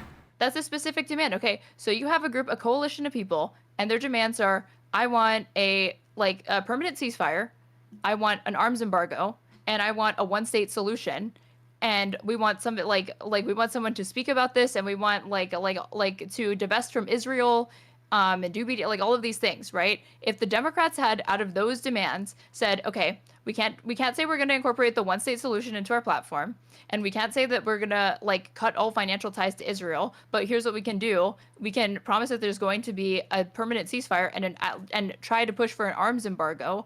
I think those people would have been satisfied. That's typically how like demand-based protests work. Is that like you have your grievances, and then the people in charge should try to listen and accommodate like the grievances that they can. I guess I'm just confused about this, because I feel like she would like agree with the general premise of like asking for arms embargo or this kind of activism. The problem was like you have, like, as we talked about it in the beginning of the conversation, she was saying that, like, if we're ever going to get to a point where the government makeup would be open to something like an arms embargo to Israel, or to take a much tougher stance against Israel, that would be like a multi-year project. And I know people don't want to hear that when like tens of thousands of people are dying. No, but you were downplaying the UN Security Council vetoes, and those are a big deal. The Congress, because we're a member state, and she was saying there's only these mechanisms, and she's not thinking about different institutions that we could use. The Congress appropriates these funds, and so like the Congress had appropriated an annual aid package to Israel on the order of $3.5 billion shortly after October 7th. The Congress appropriated something like $20 billion to immediately go to Israel to not just like fight Hamas, but like maybe they wanted to send a signal to other regional actors that, you know, don't use this opportunity to try to invade because they have the full backing of the United States. This is tied to U.S. foreign policy that goes back like several decades. She was making the point that like all of these things, if they're going to be unwound, that is going to happen over like a period of, that's going to be a multi-year project to unwind these things. Therefore, like demanding an arms embargo and then saying the Democrats, I'm not going to vote for them because they didn't meet this demand. She's pointing out the futility of that demand. She's saying that, like, why would you make a decision that could possibly help someone like Donald Trump win over a demand that had no chance of being met? I guess I just see it as like a distraction, especially in the context of I need to disaggregate, I guess, like my criticisms of what you've said versus like the criticisms of what she said and what I felt that she left out, because based on what you're saying, it just seems like there was no concession that you felt that the Democrats should have made at all, or conceded to the uncommitted movement or pro-Palestine activists. Because again, if you're not even cool with like a Palestinian American Georgia Democrat speaking for 6 minutes on the DNC stage, I'm sure you don't support an arms embargo. I, of course, support an arms embargo. I don't know why you would assume that. Like, I'm not talking about like whether. Like, I guess I just see it as like that's a smaller concession, but you like the larger one. I'm like, I wouldn't assume that you support that if I can't even get you to be okay with the speaker. It's because these are two different topics. You're asking me about like what would I personally like to see happen. That's like a totally different conversation. The question that the issue that she is focusing on is like, what is a realistic outcome of this demand? Can we realistically expect that this president and this Congress, especially like right after October 7th, like in the immediate like 2 months or whatever, people were immediately saying like if we're setting as a goal like no more arms, no more aid to Israel, and she couples it with a one-state solution. Do you agree that these are doomed demands? Some of them, so not all of them. Those two specific ones right there. Wait, which ones? The demand and I swear your name more than two. Sorry. The demand and an expectation that the U.S. government was going to stop sending arms and aid to Israel, and a one-state solution. Are those doomed? It's a huge assumption that like all of these people were demanding a one-state solution or whatever, wouldn't have been happy to like at least take the ceasefire, because what I saw was arms embargo and ceasefire. You're saying the arms embargo and like one-state solution and an end to the illegal, illegitimate settler, colonial, Zionist, ethno-supremacist project known as Israel, the full right of return. It was all packaged in with that stuff. Look who's strawmanning. Look who's being. No. I'm not saying you said that. I'm not saying you said that. I know, but you're being sloppy with like how you're characterizing these people's demands or whatever. Hold on. Like, ask your chat if they did not see like thousands of examples of people using this exact language. I'm sure they did, because we're talking about like whatever people saw on their Twitter or whatever. That's not like what insight does that give me into anything, Hutch? What my chat thinks? No, we're describing the movement. Come on. No, but we're describing the specific movement that she's criticizing, though. Like, if you weren't making those demands, she wasn't talking about you. Okay, well, I don't know that. Like, I don't know how online the Kamala Harris campaign is. Like, I just don't know that people should like, for your like, if like. People that are fighting for career rights and equal marriage, right? At a time where like you had George W. Bush literally saying we need to consider a constitutional amendment to make sure that gay citizens do not have access to the same rights as straight citizens as far as being able to get married, right? When you have the compromise being from Bill Clinton, like don't ask, don't tell, because he signed that into law. But that was actually like the compromise position. It's like if you're a equal rights activist for gay people at that time, where the do you think, like, how productive is it to be like, yeah, we want to be able to have like not just civil unions, which would have been probably more feasible, more pragmatic, more immediately possible. We want equal rights and access to marriage, and we want to be able to adopt kids. Like, do you think that they should compromise on that just because it seems very, very unlikely that it's going to happen? And like, how much do you think that they should compromise on it? No, but I think like you can find countless examples of activist groups engaging in electoral strategy very pragmatically. Even Martin Luther King engaged in electoral strategy very pragmatically. And you can find example of activist groups that were very demands based. You could like, there's one of the reasons why Nixon was able to win so convincingly in 1968 was because of like the demands based activism of the anti-war movement. And that led to Richard Nixon, who, yes, he withdrew troops from Vietnam, but he bombarded Laos, Cambodia, and Vietnam with bombs and killed more people with those bombs. Sorry, what? Huh? He lied like Trump to get elected. No, but I'm just saying, like, that was Nixon's overwhelming. He ran on ending the war, and then he got in there, and he and Henry Kissinger were like, yes. we don't think we could, like, we're gonna secretly bomb Cambodia, obviously. Right. No, but that's not the point. That's not the. Continue the war because they're like, we could still win. No, but that's not the point I'm making, though. Like, I'm making the point that one of the reasons why Nixon won was because the coalition on the left was so fractured, and there was so much demands-based activism going on. So, like, again, like, I'll just repeat the point. Contra is not saying that like you shouldn't set as a goal transforming the Congress or the party makeups into a government that is more likely to be tougher on Israel. She's not saying don't do that. She's saying that's going to take years. And anybody who was demanding it happen just then in that moment, they were championing a doomed cause, unless you can convince me how Mike Johnson could have been persuaded. So people don't want to hear that because, especially if they're in an activist group, nobody wants to hear like you're not going to be able to do what you want to get done in the next like 6 months. This is going to take a long time. I think if you're saying this could have slightly be contributing to the re-election of Trump and what you didn't make a single difference, you kind of are saying to people like, don't do what you're currently doing, and you're not providing an alternative of what they ought to do. And yeah, I kind of do think that ends up being that what people take away from it, even if that's not what she intended, even if she thought she was being precise or whatever, that has clearly been the reaction. And you think it's like everybody's so crazy that would have been the reaction anyway. I know she would have gotten backlash no matter what, but I don't know that it would have been this staunch if she had included the things that I'm saying she definitely should have included if she believes it's a genocide. I mean, I saw countless examples of celebrities that took positions where they were, you know, like people. Why don't we talk about like Ethan Klein for a second here? Like his, why? Because I think it's relevant. Like he voiced talking about like a genocide and like. All right, I'll just reference him to this like this ridiculous because online. Because I'm making a point. Like his position, I can just make the point real quickly when we don't have to linger. Okay.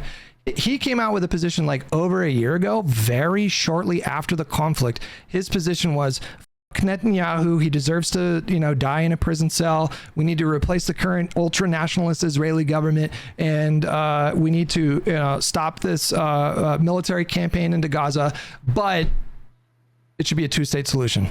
And they lost their fucking minds. Like, she would have experienced the same thing if she would have used her platform the way that you seem to suggest that she should have a year ago, and if she would have just told the honest truth about what she was feeling at the time, and everything she wrote was correct, they would have ripped her to shreds. So like, there was nothing she could have said in an honest fashion that wouldn't have provoked. She's getting ripped to shreds over this by people that have. And then that's cowardly to me. If she really believes that two-state solution is the way to go and her form of activism for this, and that's the way to go, then to me, show that, do that, demonstrate that. You have to like past a certain point, just like not give a about those people, because like she says, they're irrelevant. And like what you're saying, these are unreachable, crazy, irrelevant people. So, fuck them then. Well, that should be her outlook on it. Like if I knew her personally and she was like, these are my feelings on it, should I be honest or should I just say nothing because it's divisive? I'd be like, if it's something that's important to you and you think it's worth talking about and you think that the discourse surrounding it could be improved and you could help set the standard for that, then you should absolutely include your voice in the conversation because it's valuable. But if you view the situation as she did, as bleak and intractable, what's the point? Like what are you getting from that out versus what are you contributing versus like how it actually impacts anything? I just think it's very like a short-sighted way of understanding activism. I just kind of fundamentally disagree with her that like I wouldn't say the No Kings protest was pointless just because there wasn't like a tangible demand with it. I wouldn't turn around to somebody who participated in the No Kings protest and be like, oh, was Trump impeached yet? Was he removed from office? No, then your thing did nothing. That was pointless. Of course I wouldn't say that to somebody. Like any sort of visible public mobilization like of opposition to Trump is obviously valuable.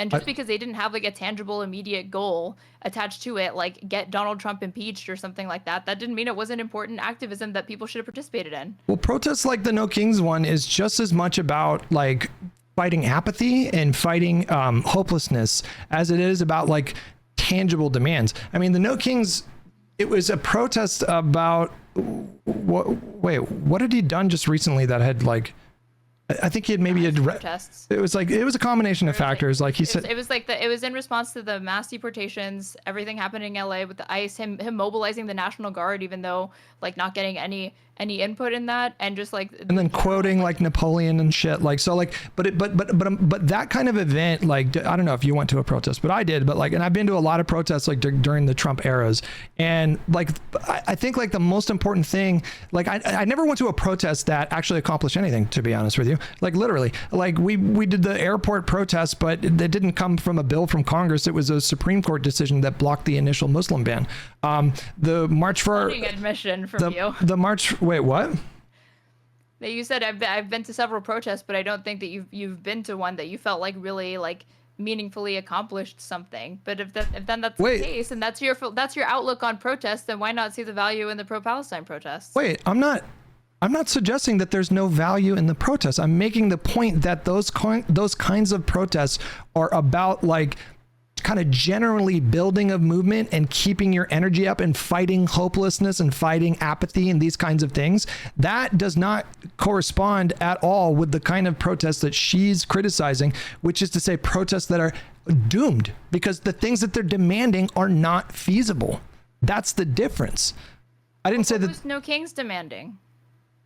I don't even know if there were specific demands. I mean, like there were plenty of people there that were like, and yet it's still valuable activism because you're saying it gets people involved, it keeps them vigilant, and it fights apathy, and it keeps people like they're like it helps remind the public, and it gets media attention. What's happening right now, the Doge, the mass immigration or the mass deportation program, Trump's flagrant like violations of the Constitution, it's not normal. It shouldn't be tolerated. It should be opposed and by any means necessary. And the best means to do that are like non-violent as peaceful assembly. Yeah. Right, and that's like tangible enough that I'm like, it's worth it. Even though, like, again, like it's almost like if somebody pitched the No Kings protest to Contra, she'd be like, "What's that? What's the point of that?" I don't think. Well, but why? Is that gonna get Trump removed from office? What immediate goal are you gonna get? Nothing. Then don't do it. I don't think she'd say that to them. No, so I don't understand why she has this outlook for this type of activism. There's a difference between going to an event that doesn't really have like a concrete set of demands or goals, and it's more about just like fighting that hopelessness. There's a big difference between that and then say, for example, like me showing up and like, I'm going to start a protest movement tomorrow, and my goal is going to be to like somehow get the country of Germany to dismantle itself.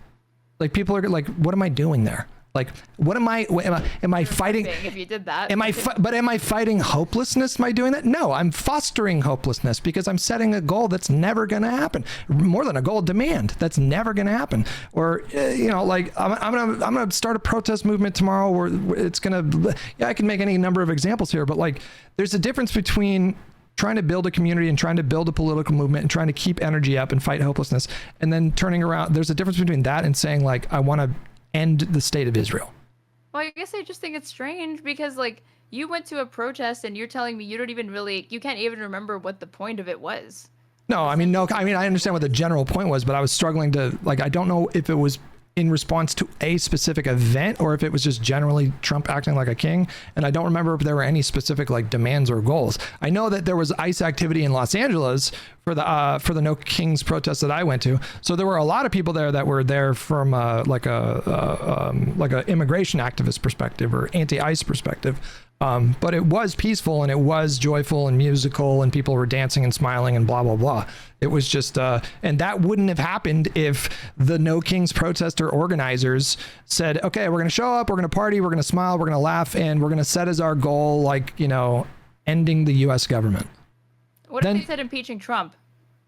That's not possible with Congress right now. That would have been a stupid goal. Not possible with the Senate. Yeah, that would have been a dumb. Yeah, of course. And what do you mean?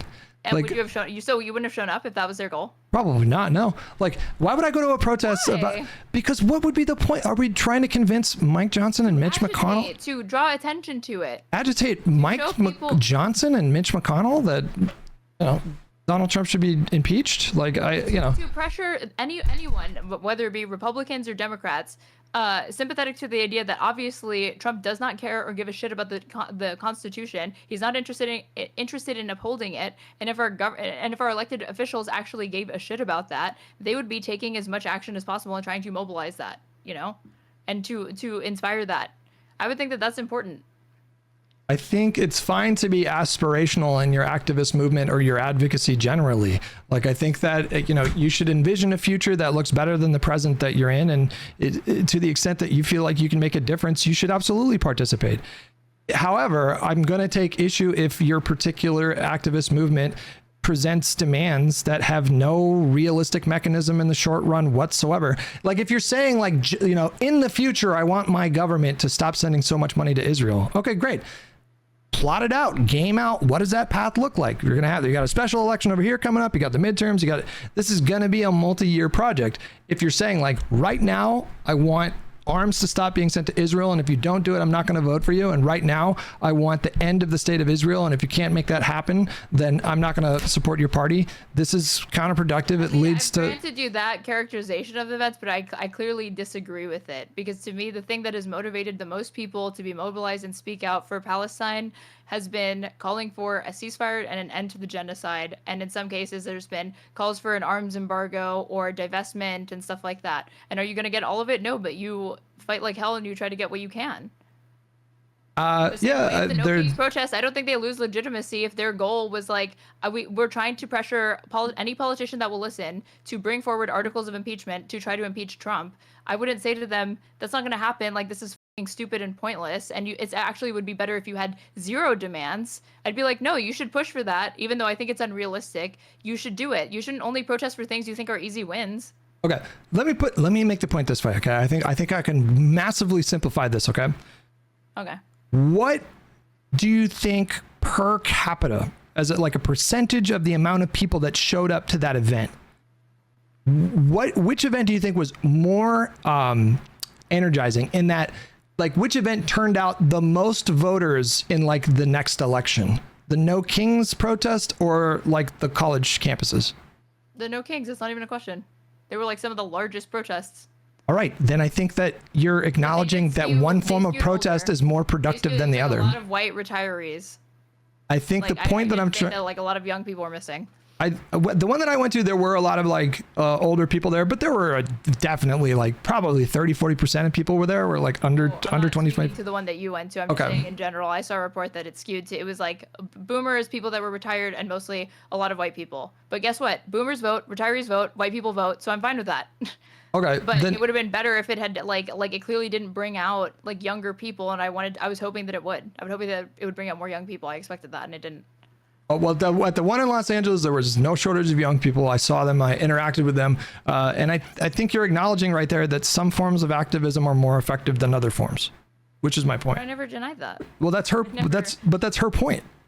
I don't think that's her only point. I think there's more to it than that. I think that's her point entirely. But I think there's a disconnect here. But I have praise for different parts of this and criticisms for other parts of it, but you exclusively have praise, and you can't even conceive of what would be a valid criticism. I haven't heard a compelling argument from you about these points. I just disagree with you about the points. Not just from me, from anyone. That's fine that you disagree, but I'm saying that like there are to me it is pretty strange to me that you can't see that there's room for improvement in this statement when like the whole point isn't just to virtue signal and to piss people off, but to actually communicate with people and reach people, then I think she failed in that, you know, unless her goal was to just demonstrate to everybody, see, these people are crazy, like you can't reason with them. But I do think that there was a way to construct this message so it didn't bring about so much backlash. And there were some people that I felt like were asking her to virtue signal, and that's silly. I think that like it shouldn't have been shorter. If she wanted to, if she could have expanded upon this, I thought it would have been better. And I think, you know, that's a valid criticism to me. I guess you don't think that that's a valid criticism, or it's unreasonable, I suppose. I don't know. Well, is there, so like if you had to pick one point, that was kind of general, like if there was one specific critique about a particular section, or if there's one specific critique that you think I should concede more than the others, like what would it be? Or I'm putting you on the spot there if you have to think about it, but whatever. That's fine. But I said at the very least, if she doesn't like the type of activism that's going on right now, and she wants to make it clear this is not to dissuade people from protesting, this is not to dissuade people from speaking out, I'm just saying be more strategic in how you do it, be more pragmatic, then I think she should have gone in detail into how you do that. Better messaging, ways that are more effective ways, like redirected people to even to whatever resource that she donated to. She, like, a lot of people, there were like the statement on Twitter had like 25 million views. Could you imagine if she had like shouted out some charities or organizations for people to look into that she felt are good advocates for Palestinians? Like that could have made a big difference to me. I've never found that argument very persuasive, because there's literally 1,000 causes that we could place these similar demands on. To, you know, every time she posts, she should link to, you know, this or that cause. You know, I just don't think that's a very strong. You did say you put me on the spot, and I'm saying here's an example of something that could have been more positive, because I don't think, if she's not intending to just make people be inflammatory and make people pissed off and to demonstrate like, see, these people are crazy, and she actually wanted it to be somewhat productive, then I think that would be good. Like here's an example. In I think 2020, all of Contra's videos are these like long cinematic masterpieces. I've watched almost all of her videos. I've watched all of the majority of the content that she's even since removed from YouTube, unfortunately. That was very, very good content. I've been a Contra fan for a long time. And in 2020, she made a short video called Voting, just 20 minutes, and she made substantive criticisms of the online left. She steel-manned their arguments, she gave rebuttals, and then at the end, she showed people how to vote, and she directed them, here's how you register to vote, here's where you can, like here's how you find your precinct and what you need to do so you can be ready to go vote. And to me, I was like, this is perfect, because it was short, it was to the point. She didn't strawman anybody. She tried to critically engage with what her opposition was saying. She tried to reach them by making persuasive arguments that she thought could resonate with the people that she's trying to reach. And then she directed them to put their energy towards like a call to action that was productive, which was, here's how you register to vote. So vote. She didn't just end it on, here's all the criticisms that I have. I personally haven't done too much, but I definitely don't like what you're doing. Peace. You know, which I think is the takeaway from the people that needed to hear it the most, according to Contrapoints. Well, I think a necessary, like a really crucial element of her post was this feeling of hopelessness about the situation. And so I think she was communicating pretty explicitly that she didn't really see like a lot of room to do anything like meaningful in the immediate. And I think that's a valid perspective. Like, I think like this is like the major sticking point. I'm just guessing, I could be wrong, but like, if you try to tell any activist group that what they're doing is just never in 1,000, well, I shouldn't say that, but like never in the next year gonna happen, it's just gonna piss people off. And so like, I can understand like if that's how she felt at the time and that's how she feels now, and she feels bitter about how the election went, and she feels like this particular movement helped to contribute the second ascension of Donald Trump, then I think it's a valid criticism. And I think it gets to a larger issue. Like, I think I'm on the same page with Contra about like most things, and I have been for years. I remember that video on voting that she did, and she's been sort of ringing the same bell that I've been trying to ring for several years now with my platform. I think there's a problem right now with like leftist online space. I don't think it's a small problem. I don't think they're like small beans. I think they've had an outsized voice in the discourse for quite some time now. And I think that now is the time to like undermine these, what I would call bad positions that they take. I think now is the time to like speak up and like not let these people dominate the discussion with very little pushback. It felt like for years there was only like a couple people that were doing, like Destiny was aggressively attacking some of these positions, and like maybe like one or two other people, and then the rest of the time these people just like drown out everything else. And I do think there's value in showing people that these creators and their ideology is just thoroughly misguided. I'm not talking about communism. I'm talking about like their electoral strategy, their lack of an emphasis or a lack of appreciation for the importance of meaningfully engaging. Lack of electoral strategy, because these people are so disillusioned that they even question whether or not it's a good idea to participate in elections at all. And how much of that do you think comes from their media diet? First. Do you think their media diet? But do you think their media diet maybe influences that? It does influence it, but I don't think it's the only thing, because hold on. Okay. All right. Sorry. I got a little Anna. Hold on. When I look at Kamala Harris's losses, I think we all remember that map of the United States with all the arrows go red, showing like all the different areas that ended up swinging more Republican, right? You know what I'm talking about? Yeah. That image. Yeah. Like the reason why, like there were some people that their initial thing was like, oh, the country's moved further right. But then as the more results came in, I saw that it was like, oh no, they just stayed home. So it wasn't just that the electorate moved right.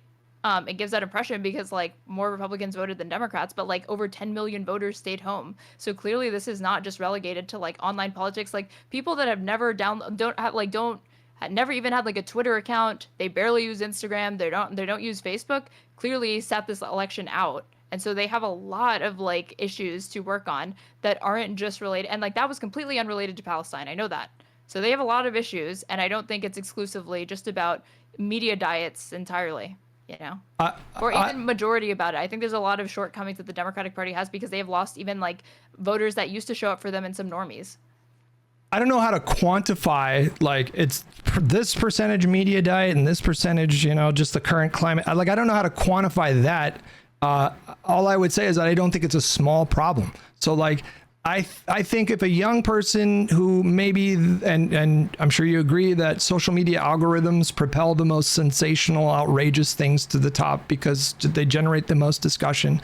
And I think this inherently benefits the fringes on both sides. So we see the most unhinged MAGA takes right next to the most unhinged Z squirrel take in the For You tab, because these people generate these like the most discussion.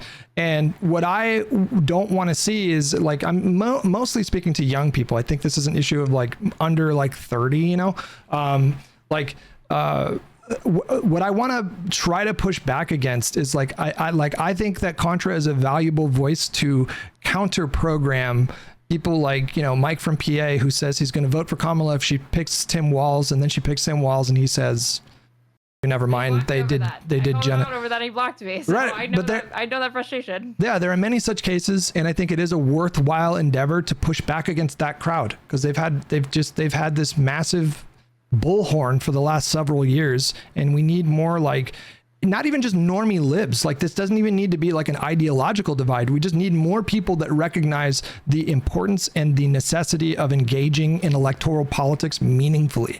And so if you're a communist and you agree, or if you're a libertarian and you agree, or a never Trump Republican or a normie lib, and you agree that the Republican Party is uniquely dangerous, and number two, we have to use our vote to like meaningfully oppose these people. We cannot let them win. As long as you fit that two criteria, I think you align with like me and Contra on this issue. Well, I definitely agree with. Well, that's why I was disappointed with this response, because I know how persuasive and how intelligent Contrapoints is, because I've consumed her videos for a long time, and I just felt that this was not the best argument that she could have made, nor was it, and it was far from the most persuasive, clearly, because like you acknowledge, and like I'm saying, the people that she needed to reach the most, she clearly did not reach, and I know she's capable of doing that and bridging a divide between herself and people that clearly disagree on a lot, and I used the voting video as the case study to demonstrate that. So I never argued she should not criticize these people. I'm saying that if you're going to make the criticism and you want it to land, and you want it to not just be a virtue signal to other people or come off that way, and you want it to be persuasive and reach some people, then I don't think that this was the message to do it. I don't think it's a good idea to judge the effectiveness of this post based on the consensus from like leftist content creators. So they're all doing this thing where like Her post is nothing but a judgment of those creators. but that's not the point though. Like, I don't think we should judge the how effective the post was, because like I watched both Hassan and Vash's reaction to this post, and both of them were like, I don't know why she did this. Everyone's going to laugh at her. And I thought that was the most telling part, because I was like, what a wildly narcissistic, like, of course you guys are going to mock this. She fully expected that to happen. But I'll bet you anything, I will bet you anything, that Contra gets dozens and hundreds of emails all the time about like thanking her for pulling them back from the lefty fringe. I would bet so much money. So like, I'm not going to sit here and tell you that post was not effective. I'll bet you anything she made a persuasive argument and brought some people back from the fringes. I won't make a bet because I'm trying to. Then imagine if she used her platform to bring awareness to the genocide. I think that's what people were thinking, because they know that her platform has been an effective way to de-radicalize people and to bring attention and to persuade people in favor of social causes, like being being in support of anti-racist causes or being in support of trans rights, to people that were not only skeptical but like actively hostile to these ideas. And yet she's been able to do it. So they felt like very disappointed to see her not speak up on a very, very critical and important issue that she even acknowledges is a genocide. And they're like, well, if you acknowledge it's a genocide, then why this response? I think she probably saw what happened to every other content creator or prominent individual who didn't take a one-state solution and decided, nope, that. And I don't blame her. I think she probably saw like what they did to Ethan, and she probably decided like, I don't want to deal with that stress. Would you want to deal with that? I don't want to deal with that. From then that, because I think it's cowardly and it's not indicative of where her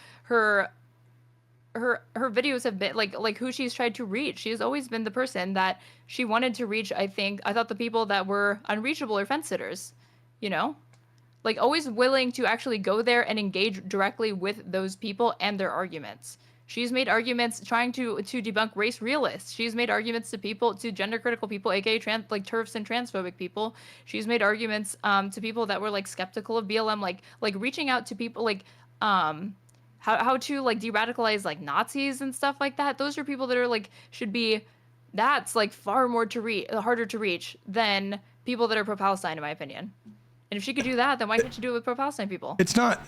So again, it's not pro-Palestine. It's leftist pro-Palestine people that were doing the specific things that she's talking about. But like, I'm not going to judge anyone for not wanting to deal with this particular crowd. This is purely anecdotal. I can't speak for anyone else's experiences, and I'm not even necessarily saying that you should extrapolate from this. But I've been doing like internet social media stuff for 16 years.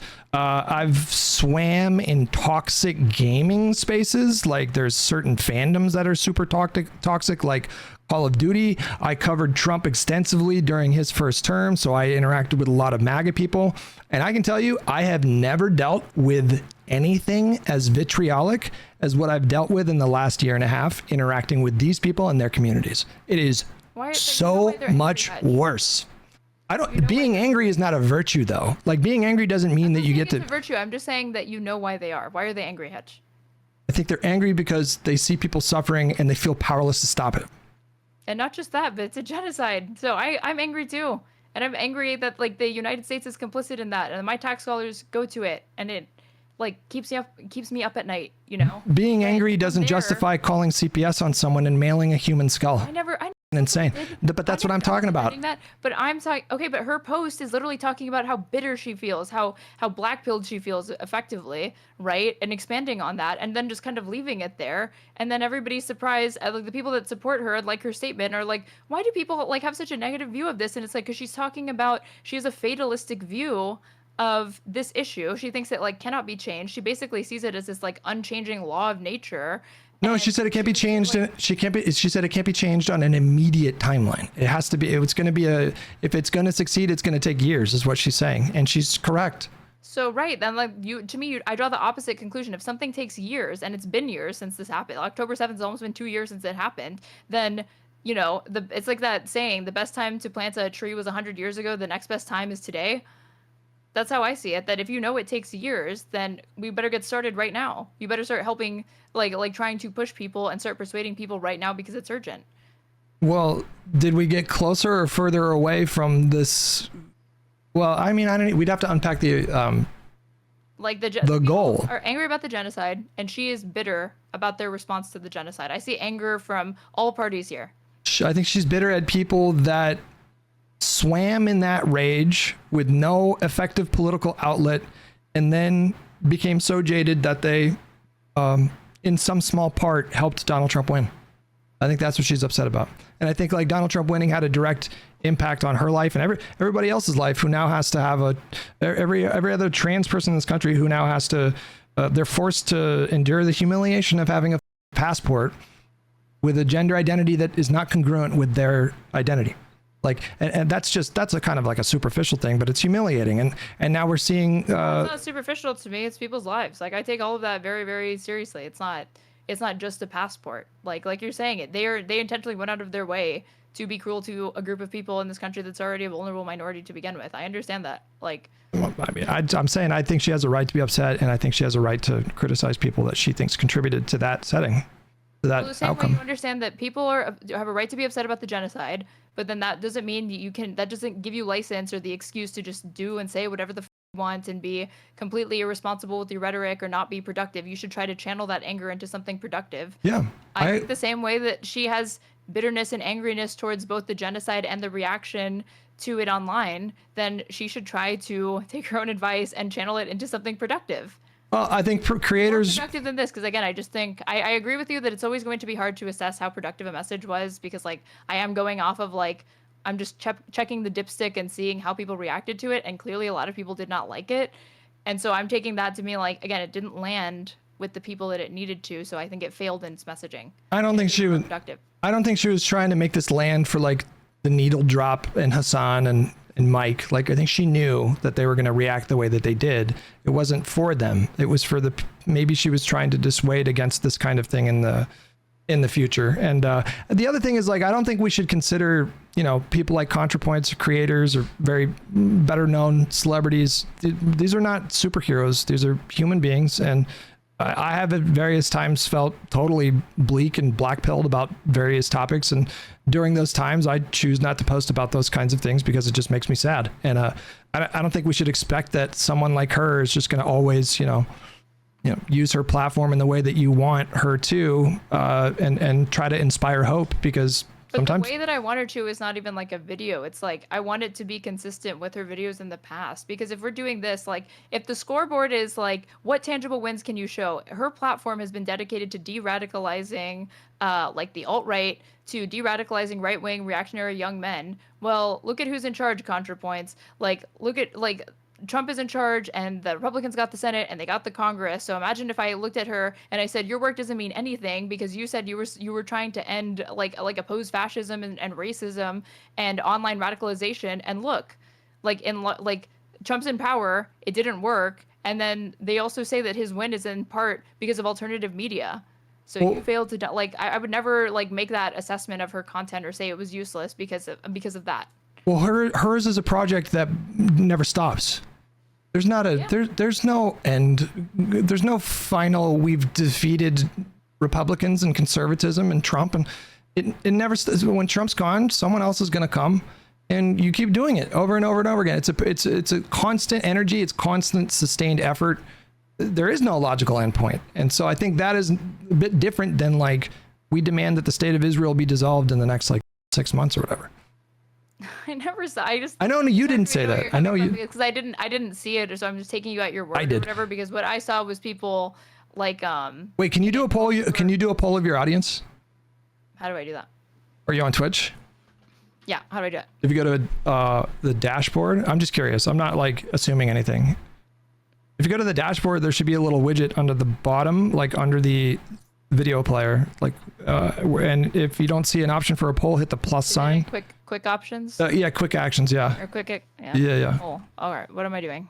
One state or two state? Finish my poll. One state. I can tell you right now. I'm sure it's gonna be one state. But Okay. what is this supposed to mean or measure? Well, then we don't need to. Then Okay, all right, fine. Yeah, we don't need to do it. That's what I'm talking about. Like this is what she's talking about. Like this is like the default. Because I know you're more of a leftist. You called yourself a communist, and so I assume your audience is more leftist, right? And so it's going to be like probably 99% one state. That's what she's talking about. That's exactly what she's talking about right now. But even pre-October 7th, the two-state solution was like that issue had fallen off the map. Even Obama couldn't do it. And Obama, like the terms of for the two-state solution or whatever, were highly favorable to Israel, and it still fell through.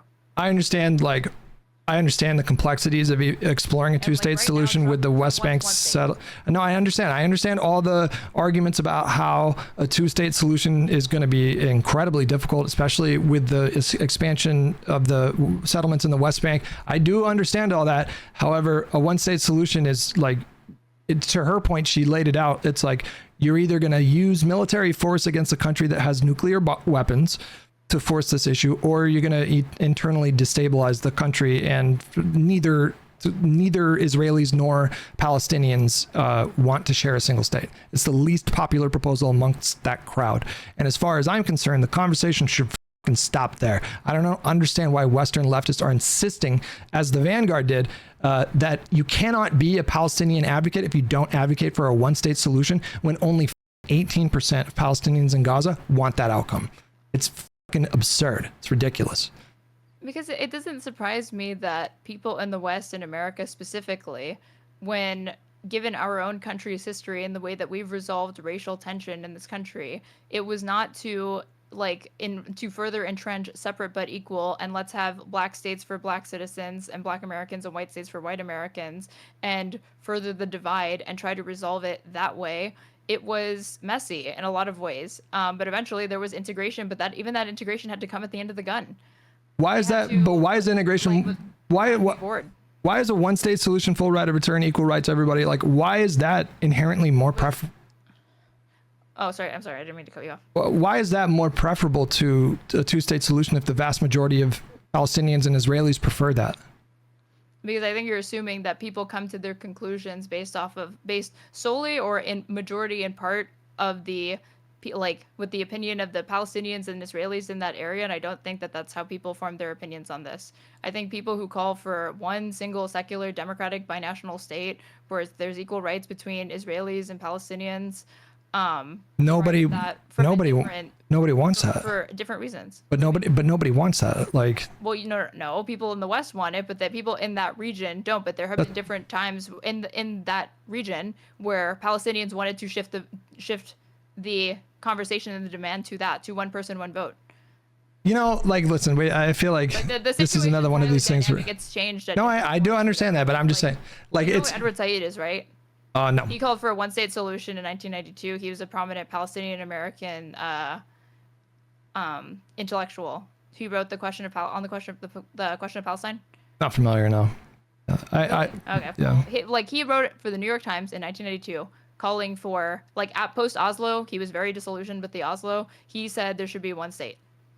So at one point, this was mainstream in American political discourse, and it was taken seriously. And I can see that people are like, it could be again, and they want to push for that. And I don't think that's wrong.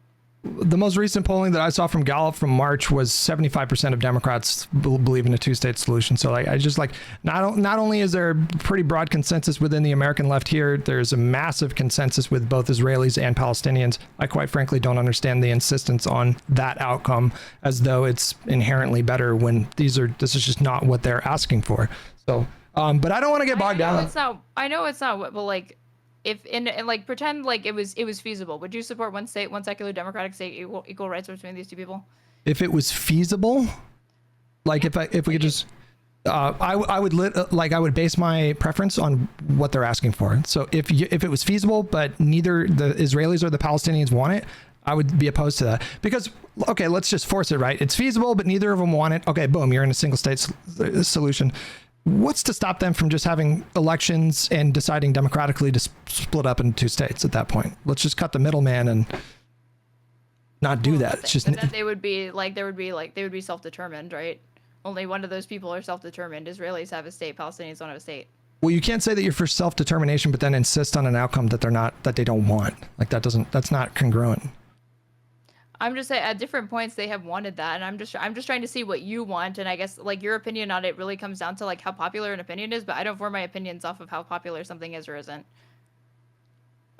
Like if we lived in a push for desegregation and integration, even if polling was showing like, but black people and white people don't want that in the American South. Why are you going to push for it? That's not what those people want. I would be like, yeah, I don't care. Like, I think that that's the right thing, so I push for it, and I would hope that I could convince them that that's better than the alternative, which is more separate but equal. Yeah, I mean the comparisons with like United States, like Jim Crow segregation, or even like South Africa, I think are just really. I understand the instinct to compare it to these things, but they're just not the same. And like even Nelson Mandela, they're the same, but I'm saying that they can be compared. Why can't they be compared? You can compare anything technically, but like for example, like Mandela understood the political reality and he supported Israel's rights to secure borders. Like Mandela, even after ending apartheid in South Africa, never wavered from pushing for a two-state solution rather than a single state, because I think in part because he recognized that the realities were just completely different, and there was just no. There is, I mean, you're either going to have to convince Israel to do it themselves, to dissolve themselves, or you're going to have to force them to do this. And neither of these things are going to happen. It's just, unless you can explain that to me, like it's just. There's one state now, and people recognize like the reality to contend with is that Israel is showing no signs of ending that occupation. Israel is showing no signs of ending that blockade. There is one state between the Jordan and the Mediterranean, and it's one where there's two peoples. You have like Israelis and you have Palestinians, and Israelis are here both legally and like both de jure and de facto, and Palestinians are subjugated and oppressed and confined to Gaza and the West Bank, where their land is stolen and they face settler violence and they don't have elections, like they have issues with water and access to basic human needs. And so if that's going to be the dynamic, if there's one state, I don't want that to be the dynamic. If it's going to be one state, it is one state, which is true. And even the Trump administration is now pushing for one state. It's like, okay, if there's going to be just one state, then it needs to be one person, one vote, and they need to have equal rights, and they need to be enfranchised if you don't want to end the occupation. I mean, Trump's version of one state is literally ethnically cleansing Gaza and annexing it as a U.S. territory. So I don't think that's a great one state. You know, but I'm not like one state. There was one state before the United States finally formally acknowledged that, yeah, there's one state, and this is our idea for it, which is to ethnically cleanse all of these people. Like you don't need to make the arguments to me that like the Palestinians, in both in diaspora, but also in West Bank and Gaza have been subjected to humiliating, unacceptable conditions for decades. I'm fully on board with you. I just prefer not to engage in like the should or should nots. Like it should be like this or it shouldn't be like this. I just look at the situation and I'm like, well, if it was going to be a one state solution, full right of return, you would either have to force Israel to do it through like military force or extreme coercion. There's no sign of that happening anytime soon. Or you would have the internal, dynamic would have to be completely destabilized, and you'd either have to have the country just disintegrate into nothing because of chaos, or they would have to come to that conclusion themselves to vote to allow that to happen. So both of these are non-starters in my mind. And so I don't even it's pointless to even go down that road, not to mention the fact that they don't want it. Like, Palestinians don't want to share a state. Engaged in even more insane hypotheticals in this conversation. Yeah. That's like you're not willing to interrogate I'm like trying to see what your like fundamental first principles are with respect to these people, and like what you think or whatever. And like it's just strange to me that is like almost entirely influenced by what they want, because like at one point a majority of Palestinians supported suicide bombings to resist the occupation. I'm not getting on board with that just because a majority of them support that. And if that means that I'm anti-Palestinian, then I guess so, but I don't see it that way. No, it's not that I'm not going to always just defer to the majority consensus or opinion of a group of people. It's something you always factor in, because you shouldn't be, I guess, like your opinion should not be completely uninformed by them. But that's not, to me, like the most critical aspect of it when I like arrive at a conclusion. No, it's not that I'm opposed to talking about these things in the abstract as a part of like a stimulating conversation or something. But I'm saying when it comes to having a conversation about what the potential solutions are, I get very kind of like cold and calculated about these things. And what I like to do is just establish what is possible and what is not possible before we even get into the details. And when I look at okay, what's the argument for the one state, or like what's the mechanism to make it happen, that no such mechanism exists. There is nothing there. And so I just skip that and I go, okay, well, what would a two-state solution look like? And then you would get into like, land swaps in the West Bank. And for a two-state either. No, I understand that. I mean, it's just like, but as far out of reach as two states. But why do you push that then? Because it's the only thing that can practically happen. The one state solution, there's no possible mechanism to enforce that. It's just impossible. But I thought it was about like where they were at. I don't know, understand. Like anytime I have like conversations with these people, like it shifts back and forth between they say they're ideologically opposed. They say that like it's not practically possible, and that and then you can point out, well, it is practically possible, but then they say it's not. I'm ideologically against it, but then when you say, well, ideologically, well, how is it practically possible? Than you think or whatever. Well, how is it practically? State solution? No, one state. How is that practically? How do you imagine that happening? What there would have to be like it would have to start with like reconciliation councils and there being negotiations to have like first it would need a ceasefire, right? First and foremost is a ongoing genocide right now. Okay. They need to enter into negotiations, both of these parties and their representatives, and come to a solution that's going to be anchored in international law and like a settlement of all of the final status issues. All the final status issues refer to like the borders, East Jerusalem, the return of the refugees, like water and like there's and the settlements. Who's gonna like land swaps? Who's gonna enforce this outcome? Well, there can be UN peacekeepers. There can be different ways to enforce the outcome. No, but I mean, like you would enforce anything else. What do you mean? No, you're saying the UN could force Israel to enter into negotiations with Palestinians and do a single state? No, I'm not saying that. I'm saying that the United States could help pressure Israel to come to the table and start negotiating for there to be a final like resolution to this conflict. Like, 'cause these people need a state. That's if they want to maintain long-term security, they need to have like Palestinians need to have a state.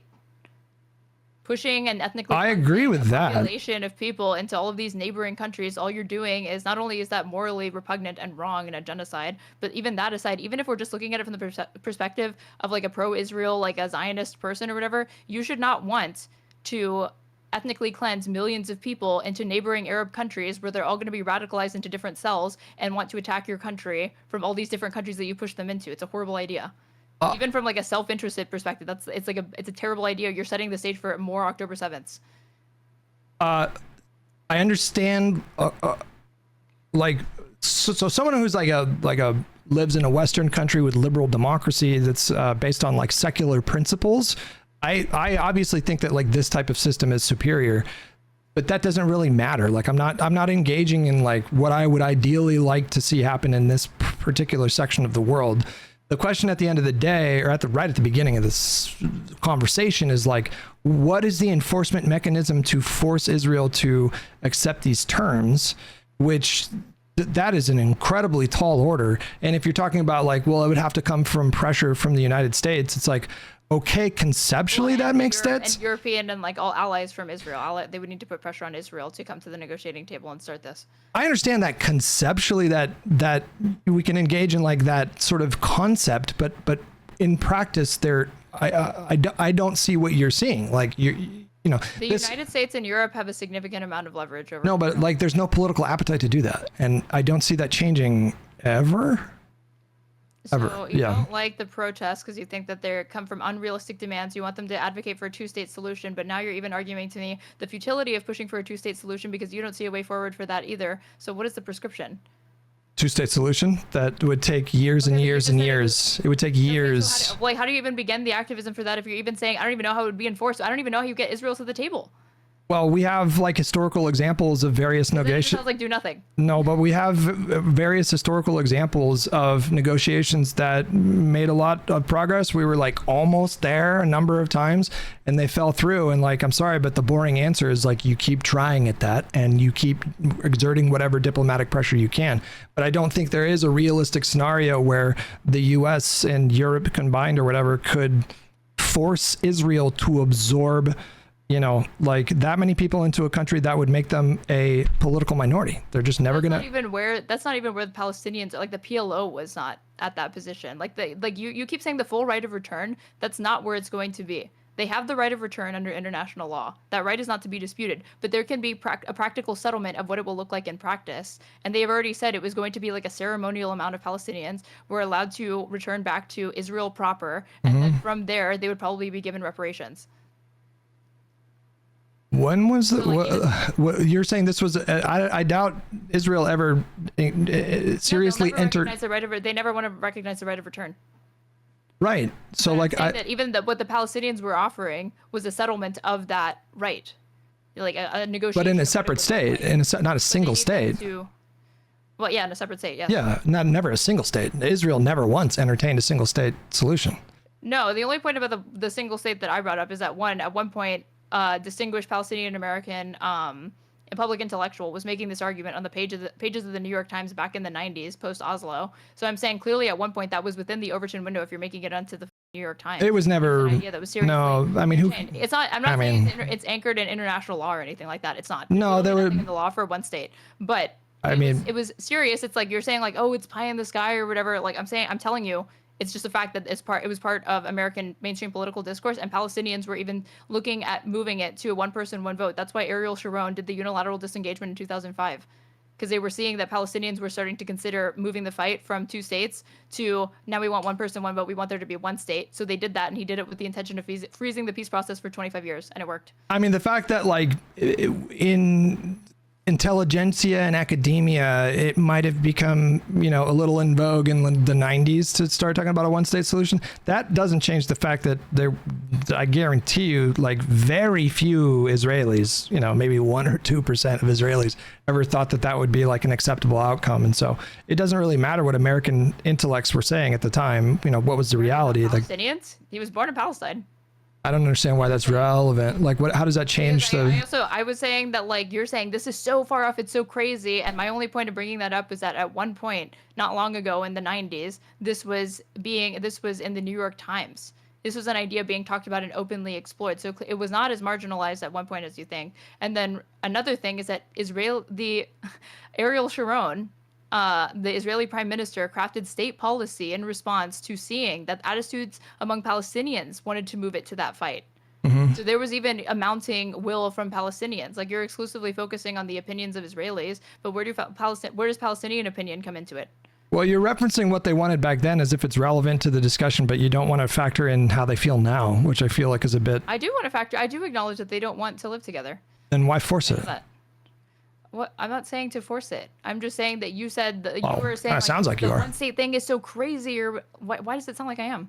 Because you just said that you would have a coalition of European countries in America basically force Israel to do it.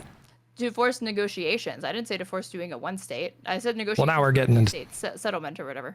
I mean, I feel like we're getting into semantics here. I don't mean to cut this off like abruptly, but I gotta do some things before the podcast later. So No worries. I really have enjoyed this discussion with you. I'm very glad that it didn't get insane. I've had so many conversations with people lately that have gotten nasty, and so I appreciate your cool-headedness, and yeah, I respect you for showing up and making these arguments. I respect you for the same thing. Do you want to shout yourself out to my community? Yeah, it's just at Hutchinson on Twitter and then Hutch on YouTube and Twitch. What about you? And I'm at straight8 or straight8_ on everything. If you guys want to hear, I'm open to debates. I do call-ins, even though nobody takes me up on it. If somebody disagrees with anything that I've said, feel free to join my Discord and debate me, or just watch my reactions and see where I come from on issues, okay? I feel like I'm not the typical lefty strawman person that you have in your mind or whatever. I have other opinions on things that I invite people to come check out my stream and see what I'm about. Thanks for coming on. I appreciate it. Thank you, Hutch. Have a good one. You too. Bye-bye.